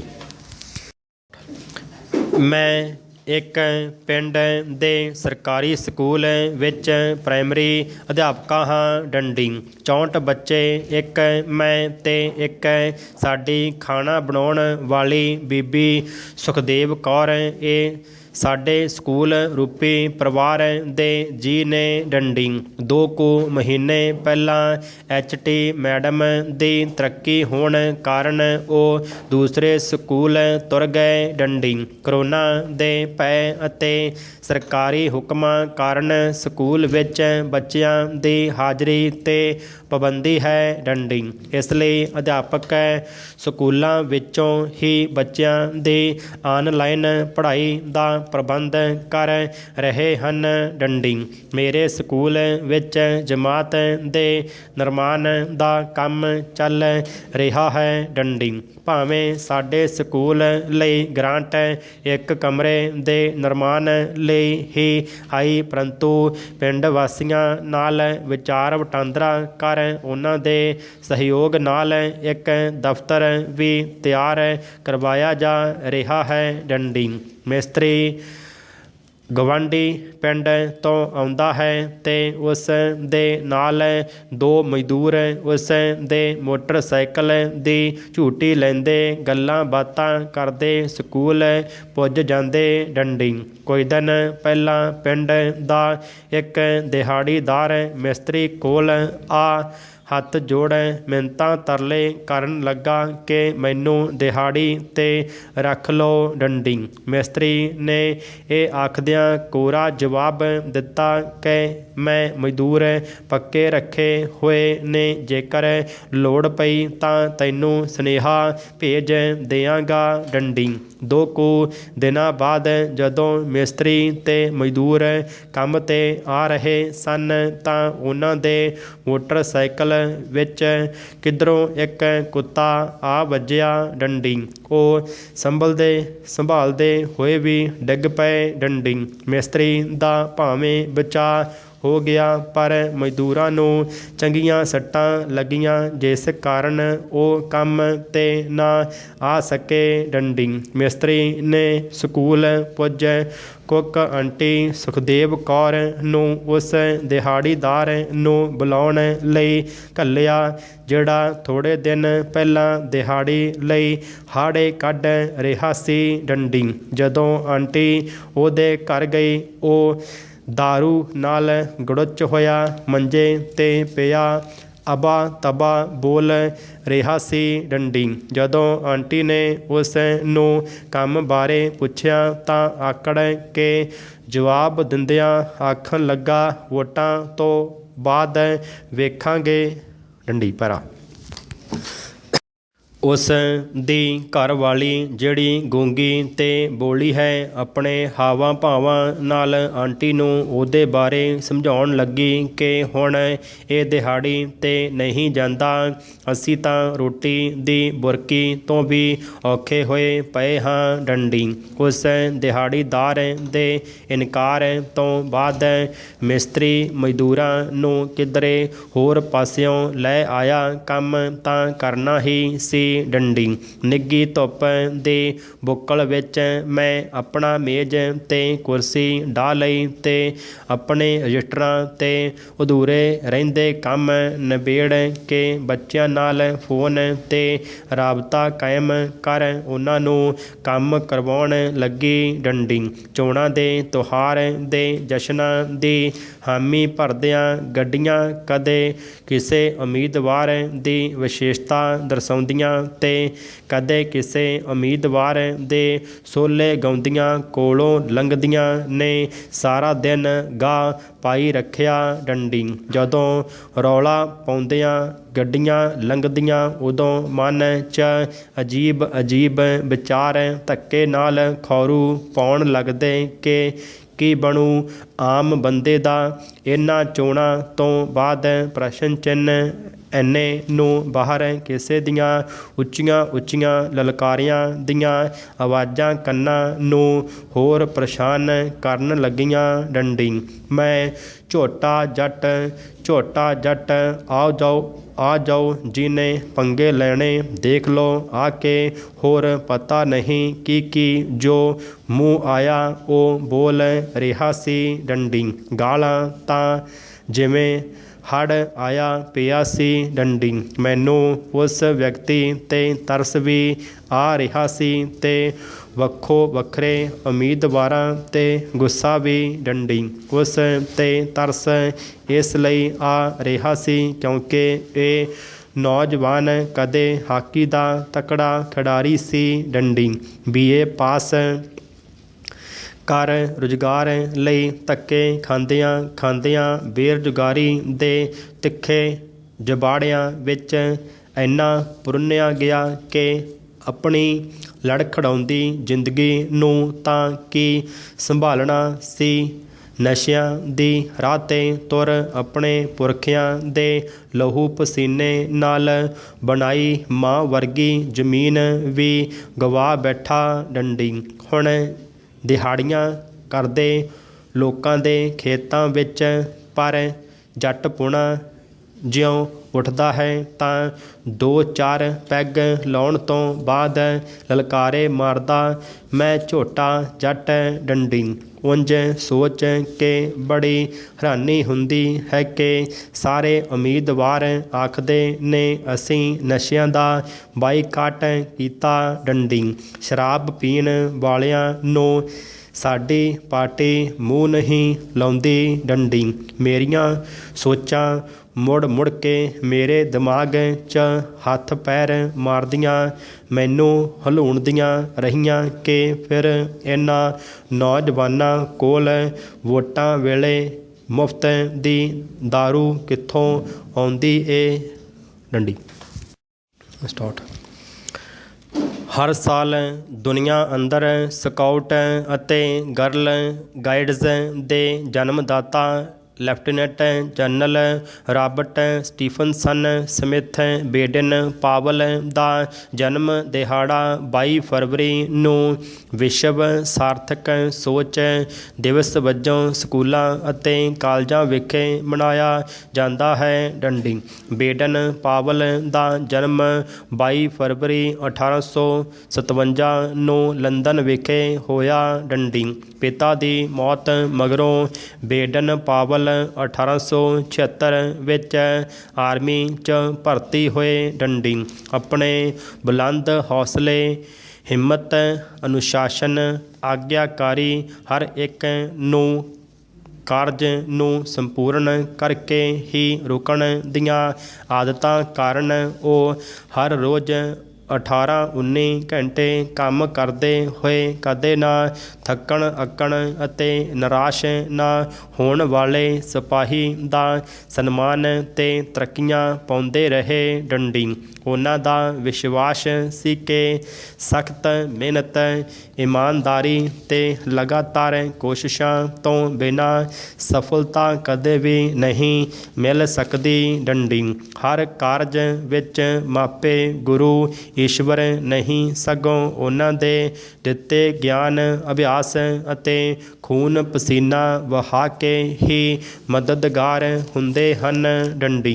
1899-1900 ਦੇ 2 ਸਾਲ ਉਹ ਆਪਣੇ ਕੁਝ ਸੈਨਿਕਾਂ ਨਾਲ ਅਫਰੀਕਾ ਦੇ ਮੈਫਕਿਨ ਟਾਪੂ ਹੀਰਿਆਂ ਦੀ ਖਾਨ ਨੂੰ ਜੋ ਕਦੇ ਨਾ ਜਿੱਤਿਆ ਗਿਆ ਟਾਪੂ ਵਜੋਂ ਮਸ਼ਹੂਰ ਸੀ ਨੂੰ ਗੁਰੀਲਾ ਯੁੱਧ ਨਾਲ ਜਿੱਤਿਆ ਡੰਡੀ। ਇਸ ਜੰਗ ਵਿੱਚ ਉਹਨਾਂ ਨੇ ਖੇਤਰ ਦੇ ਨਾਬਾਲਗਾਂ ਤੋਂ ਆਰਮੀ ਦੇ ਕਈ ਕਾਰਜ ਕਰਵਾਏ ਅਤੇ ਉਹਨਾਂ ਨੇ ਇੱਕ ਕਿਤਾਬ ਸਕਾਊਟਿੰਗ ਫਾਰ ਬੋਆਏ ਲਿਖੀ ਕਿਉਂਕਿ ਉਹ ਮਹਿਸੂਸ ਕਰਦੇ ਸਨ ਕਿ ਜੇਕਰ ਉਹਨਾਂ ਨੂੰ ਬਚਪਨ ਵਿੱਚ ਆਰਮੀ ਟ੍ਰੇਨਿੰਗ, ਆਰਮੀ ਜਵਾਨ ਵਾਲੀਆਂ ਕਸਰਤਾਂ, ਅਨੁਸ਼ਾਸਨ, ਆਗਿਆ ਪਾਲਣ, ਸਮੇਂ ਦਾ ਪਾਬੰਦ ਹੋਣ ਦੇ ਗਿਆਨ ਅਤੇ ਅਭਿਆਸ ਕਰਵਾਏ ਜਾਂਦੇ ਹਨ ਤਾਂ ਉਹ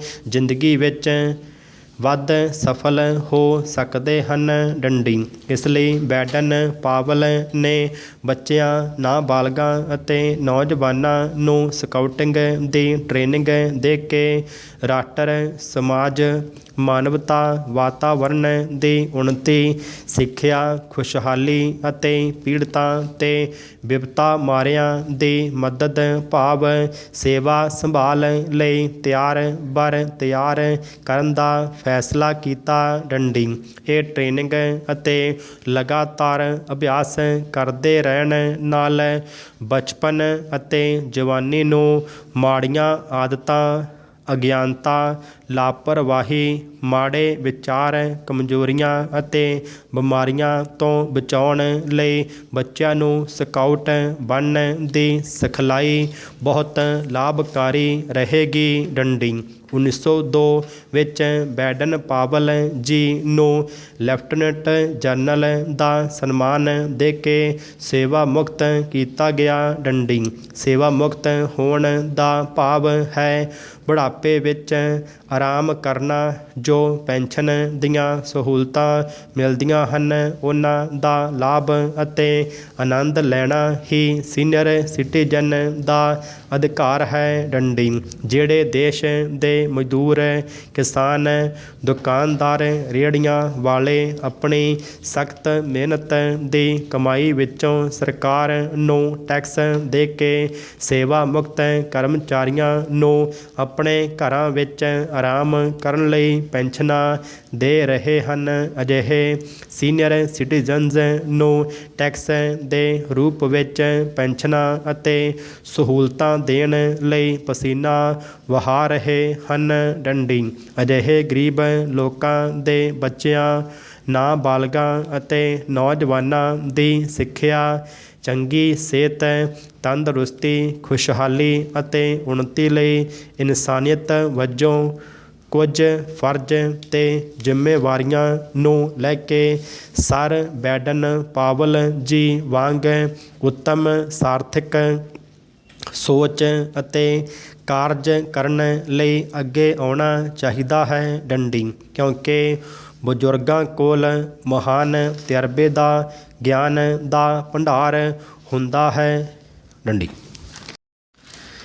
ਕਦੇ ਨਾ ਥੱਕਣ ਅੱਕਣ, ਕਦੇ ਵੀ ਉਦਾਸ ਨਾ ਹੋਣ ਅਤੇ ਹਮੇਸ਼ਾ ਜਿੱਤ ਦੇ ਦੀਵਾਨੇ ਪਾਵਲ ਜੀ ਨੇ ਆਪਣੇ ਆਰਮੀ ਦੇ ਮਹਾਨ ਗਿਆਨ ਰਾਹੀਂ ਲੰਦਨ ਦੇ ਸਕੂਲਾਂ ਦੇ ਬੱਚਿਆਂ ਨੂੰ ਸਕਾਊਟਿੰਗ ਦੀ ਸਿਖਲਾਈ ਦੇਣੀ ਸ਼ੁਰੂ ਕੀਤੀ। ਡੰਡੀ ਉਹ ਚਾਹੁੰਦੇ ਸਨ ਕਿ ਹਰ ਬੱਚਾ ਆਪਣੇ ਘਰ ਪਰਿਵਾਰ, ਆਪਣੇ ਦੇਸ਼ ਸਮਾਜ ਅਤੇ ਆਪਣੇ ਖੇਤਰ ਦੇ ਵਾਤਾਵਰਣ ਦੀ ਸੁਰੱਖਿਆ, ਸਨਮਾਨ, ਸੁੰਦਰਤਾ, ਖੁਸ਼ਹਾਲੀ, ਉੱਨਤੀ ਅਤੇ ਸ਼ਾਨਦਾਰ ਭਵਿੱਖ ਲਈ ਆਪਣੇ ਫਰਜ਼ਾਂ ਅਤੇ ਜ਼ਿੰਮੇਵਾਰੀਆਂ ਸੰਬੰਧੀ ਜਾਗਰੂਕ ਹੋ ਕੇ ਸ਼ਕਤੀਸ਼ਾਲੀ, ਮਜ਼ਬੂਤ ਇਰਾਦਿਆਂ ਅਤੇ ਹਮੇਸ਼ਾ ਜਿੱਤ ਲਈ ਸੇਵਾ ਲਈ ਤਿਆਰ ਹੋ ਸਕੇ। ਡੰਡੀ ਲੰਦਨ ਦੇ ਬੱਚਿਆਂ ਵਿੱਚ ਪੈਦਾ ਹੋਏ ਜੋਸ਼, ਲਗਨ, ਹਿੰਮਤ,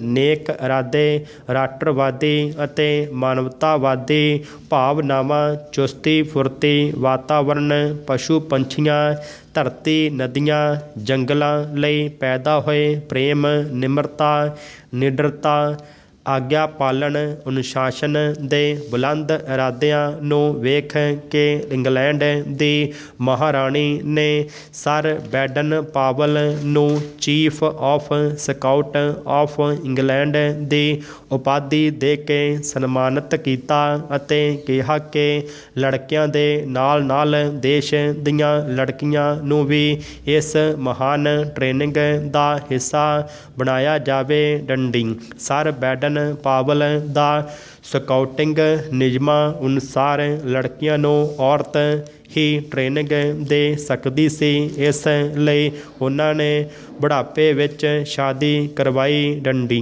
ਉਹਨਾਂ ਨੇ ਪਹਿਲਾਂ ਹੀ ਆਪਣੀ ਪਤਨੀ ਨੂੰ ਇਹ ਕਹਿ ਦਿੱਤਾ ਸੀ ਕਿ ਆਪਾਂ ਦੋਵਾਂ ਨੇ ਰਲ ਕੇ ਆਪਣੇ ਦੇਸ਼ ਅਤੇ ਇਸ ਸੰਸਾਰ ਦੇ ਬੱਚਿਆਂ ਨੂੰ ਸਕਾਊਟ ਅਤੇ ਗਰਲ ਗਾਈਡਸ, ਕਬ, ਬੁਲਬੁਲ, ਰੈਫਰ ਤੇ ਰੋਜਰ ਵਜੋਂ ਤਿਆਰ ਕਰਕੇ ਇਸ ਦੇਸ਼, ਧਰਤੀ, ਵਾਤਾਵਰਣ, ਕੁਦਰਤ ਦੇ ਮਿੱਠੇ ਪਾਣੀਆਂ, ਸੁਗੰਧਿਤ ਹਵਾਵਾਂ, ਫਲਾਂ ਫੁੱਲਾਂ, ਠੰਡੀਆਂ ਥਾਵਾਂ, ਸੜਕ ਦੇਣ ਵਾਲੇ ਦਰੱਖਤਾਂ, ਮਿੱਟੀ ਵਿੱਚ ਪਸੀਨਾ ਵਹਾ ਕੇ ਖੇਤਾਂ ਵਿੱਚੋਂ ਅਨਾਜ, ਫਲ, ਸਬਜ਼ੀਆਂ ਤਿਆਰ ਕਰਦੇ ਕਿਸਾਨਾਂ, ਰਾਸ਼ਟਰ ਦੇ ਨਿਰਮਾਣ ਅਤੇ ਉੱਨਤੀ ਲਈ ਪਸੀਨਾ ਵਹਾਉਂਦੇ ਮਜ਼ਦੂਰਾਂ, ਦੇਸ਼ ਦੀ ਅੰਦਰੂਨੀ ਅਤੇ ਬਾਹਰੀ ਸੁਰੱਖਿਆ ਸੰਭਾਲ ਲਈ ਆਪਣੇ ਆਰਾਮ ਅਤੇ ਜ਼ਰੂਰਤ ਪੈਣ 'ਤੇ ਖੂਨ ਵਹਾਉਂਦੇ ਸੈਨਿਕਾਂ, ਅਧਿਆਪਕਾਂ, ਗੁਰੂਆਂ ਦਾ ਕਰਜ਼ ਉਤਾਰਨ ਲਈ ਬੁਢਾਪੇ ਨੂੰ ਖੂਨ ਪਸੀਨਾ ਵਹਾਉਣ ਲਈ ਤਿਆਰ ਕਰਨਾ ਹੈ, ਨਾ ਕਿ ਆਰਾਮ ਕਰਨ ਜਾਂ ਬੱਚੇ ਪੈਦਾ ਕਰਨ ਲਈ ਮੈਂ ਇਹ ਵਿਆਹ ਕੀਤਾ ਹੈ। ਡੰਡੀ ਦੋਵਾਂ ਨੇ ਰਲ ਕੇ ਦੇਸ਼ ਵਿਦੇਸ਼ ਵਿੱਚ ਟ੍ਰੇਨਿੰਗ ਪ੍ਰੋਗਰਾਮ, ਕੈਂਪ ਤੇ ਹਰ 3 ਸਾਲਾਂ ਮਗਰੋਂ ਅੰਤਰਰਾਸ਼ਟਰੀ ਜੰਬੂਰੀਆਂ ਲਗਾਉਣੀਆਂ ਸ਼ੁਰੂ ਕੀਤੀਆਂ। ਡੰਡੀ 1910 ਵਿੱਚ ਭਾਰਤ ਆ ਕੇ ਬੈਡਨ ਪਾਵਲ ਜੀ ਨੇ ਭਾਰਤ ਸਕਾਊਟ ਅਤੇ ਗਾਈਡਸ ਸ਼ੁਰੂ ਕੀਤੀ। ਡੰਡੀ ਆਜ਼ਾਦੀ ਮਗਰੋਂ 7 ਨਵੰਬਰ 1950 ਨੂੰ ਭਾਰਤ ਸਰਕਾਰ ਨੇ ਭਾਰਤ ਸਕਾਊਟ ਤੇ ਗਾਈਡਸ ਅਤੇ ਹਿੰਦੁਸਤਾਨ ਸਕਾਊਟ ਤੇ ਗਰਲ ਗਾਈਡਸ ਨੂੰ ਮਾਨਤਾ ਦਿੱਤੀ। ਡੰਡੀ ਕੇਂਦਰੀ ਅਤੇ ਅਤੇ ਰਾਜ ਸਰਕਾਰਾਂ ਦੇ ਹੁਕਮਾਂ ਅਨੁਸਾਰ ਸਕੂਲਾਂ ਵਿੱਚ ਬੱਚਿਆਂ ਤੋਂ scouting girl ਗਾਈਡਜ਼ junior red cross ਵੱਲੋਂ ਕੁਝ ਫੰਡ ਲਏ ਜਾਂਦੇ ਸਨ ਅਤੇ ਉਹ ਫੰਡ ਸਕੂਲਾਂ ਵਿੱਚ ਬੱਚਿਆਂ ਦੀ ਸਕੂਲ ਪੱਧਰ 'ਤੇ ਜ਼ਿਲ੍ਹਾ ਰਾਜ ਅਤੇ ਰਾਸ਼ਟਰੀ ਪੱਧਰ ਦੇ ਟ੍ਰੇਨਿੰਗ ਅਤੇ ਬਾਹਰ ਜਾਣ ਦੇ ਖਰਚਿਆਂ ਲਈ ਵਰਤੇ ਜਾਂਦੇ ਹਨ। ਡੰਡੀ ਭਾਰਤੀ ਰੇਲ ਵੱਲੋਂ ਅਜਿਹੇ ਬੱਚਿਆਂ ਤੋਂ ਇੱਕ ਪਾਸੇ ਦਾ ਕਿਰਾਇਆ ਹੀ ਲਿਆ ਜਾਂਦਾ ਹੈ ਅਤੇ ਰਾਸ਼ਟਰਪਤੀ ਸਕਾਊਟ ਜਾਂ ਗਾਈਡ ਨੂੰ ਰੇਲਵੇ ਅਤੇ ਦੂਸਰੇ ਵਿਭਾਗਾਂ ਵਿੱਚ ਨੌਕਰੀ ਵੀ ਦਿੱਤੀ ਜਾਂਦੀ ਹੈ। ਡੰਡੀ ਲਗਾਤਾਰ 15 ਤੋਂ 20 ਘੰਟੇ ਹਰ ਰੋਜ਼ ਕਾਰਜ ਕਰਨ ਅਤੇ ਲਗਾਤਾਰ ਦੇਸ਼ ਵਿਦੇਸ਼ ਵਿੱਚ ਘੁੰਮਣ ਕਾਰਨ ਉਹਨਾਂ ਦੀ ਤਬੀਅਤ ਖਰਾਬ ਹੁੰਦੀ ਗਈ, ਪਰ ਉਹ ਫੈਸਲਾ ਕਰ ਚੁੱਕੇ ਸਨ ਕਿ ਮੰਜੇ 'ਤੇ ਪੈ ਕੇ ਮੌਤ ਨਹੀਂ ਉਡੀਕਣੀ, ਸਗੋਂ ਜਦੋਂ ਤੱਕ ਤਾਕਤ ਹੈ ਤਾਂ ਸਾਹ ਚੱਲ ਰਹੇ ਹਨ ਤਦ ਤੱਕ ਆਪਣੇ ਫਰਜ਼ 'ਤੇ ਕਰਮ ਕਰਦੇ ਰਹਾਂਗੇ। ਡੰਡੀ 8 ਜਨਵਰੀ 1941 ਨੂੰ ਉਹ ਸੰਸਾਰ ਤਿਆਗਣ ਤੋਂ ਪਹਿਲਾਂ ਦੁਨੀਆ ਨੂੰ ਸਕਾਊਟਿੰਗ ਗਰਲ ਗਾਈਡਜ਼ ਅਤੇ NCC ਵਰਗੇ ਮਹਾਨ ਮਾਨਵਤਾਵਾਦੀ ਸਿਧਾਂਤਾਂ ਵਾਲੇ ਕਾਰਜ ਦੇ ਗਏ ਜੋ ਅੱਜ ਦੁਨੀਆ ਦੇ ਸਾਰੇ ਦੇਸ਼ਾਂ ਦੇ ਅਜਿਹੇ ਜ਼ਿਲ੍ਹਿਆਂ ਸਿੱਖਿਆ ਸੰਸਥਾਵਾਂ ਵਿਖੇ ਚੱਲ ਰਹੇ ਹਨ ਜਿੱਥੇ ਮਾਨਵਤਾ ਰਾਸ਼ਟਰ ਵਾਤਾਵਰਣ ਨੂੰ ਪਿਆਰ ਕਰਨ ਵਾਲੇ ਇਸ ਅੰਤਰਰਾਸ਼ਟਰੀ ਮਹਾਨ ਮੂਵਮੈਂਟ ਦੀ ਮਹੱਤਤਾ ਨੂੰ ਸਨਮਾਨ ਦੇਣ ਵਾਲੇ ਅਤੇ ਆਪਣੇ ਵਿਦਿਆਰਥੀਆਂ ਦੇ ਸੁਨਹਿਰੀ ਭਵਿੱਖ ਪ੍ਰਤੀ ਵਫਾਦਾਰ ਨੇਕ ਦਿਲ ਸਿੱਖਿਆ ਅਧਿਕਾਰੀ ਕਾਰਜ ਕਰ ਰਹੇ ਹਨ। ਡੰਡੀ ਇਸ ਸਮੇਂ ਪੰਜਾਬ ਦੇ ਕਿਸੇ ਹੀ ਸਕੂਲ ਵਿੱਚ ਸਕਾਊਟ ਗਾਈਡਜ਼ ਗਤੀਵਿਧੀਆਂ ਚੱਲ ਰਹੀਆਂ ਹਨ, ਜਦੋਂ ਕਿ 15-20 ਸਾਲ ਪਹਿਲਾਂ ਪੰਜਾਬ ਦੇ ਸਾਰੇ ਸਕੂਲਾਂ ਵਿੱਚ ਸਕਾਊਟ ਗਾਈਡਜ਼ ਜੂਨੀਅਰ ਰੈੱਡ ਕਰਾਸ ਗਤੀਵਿਧੀਆਂ ਬਹੁਤ ਸਨਮਾਨਿਤ ਢੰਗ ਤਰੀਕਿਆਂ ਨਾਲ ਚੱਲਦੀਆਂ ਰਹੀਆਂ ਹਨ। ਡੰਡੀ ਹਰ ਸਾਲ ਹਜ਼ਾਰਾਂ ਲੱਖਾਂ ਵਿਦਿਆਰਥੀ ਟ੍ਰੇਨਿੰਗ ਲੈ ਕੇ ਜ਼ਿਲ੍ਹਾ ਪੱਧਰ 'ਤੇ ਜ਼ਿਲ੍ਹਾ ਸਿੱਖਿਆ ਅਫਸਰ, ਡਿਪਟੀ ਕਮਿਸ਼ਨਰ, ਰਾਜ ਪੱਧਰ 'ਤੇ ਮੰਤਰੀ, ਮੁੱਖ ਮੰਤਰੀ ਅਤੇ ਗਵਰਨਰ ਅਤੇ ਰਾਸ਼ਟਰਪਤੀ ਤੋਂ ਸਨਮਾਨ ਪਾਉਂਦੇ ਹਨ, ਪਰ ਅੱਜ ਵਿਦਿਆਰਥੀਆਂ ਨੂੰ ਇਹਨਾਂ ਗਤੀਵਿਧੀਆਂ ਦੇ ਨਾਮ ਵੀ ਨਹੀਂ ਪਤਾ ਅਤੇ sir Baden Powell, sir Jean Henry Dunant, Bhai Kanhaiya ਜੀ ਦੇ ਨਿਸ਼ਕਾਮ ਕਾਰਜਾਂ ਬਾਰੇ ਵੀ ਜਾਣਕਾਰੀ ਵਿਦਿਆਰਥੀਆਂ ਨੂੰ ਨਹੀਂ ਮਿਲ ਰਹੀ। ਡੰਡੀ।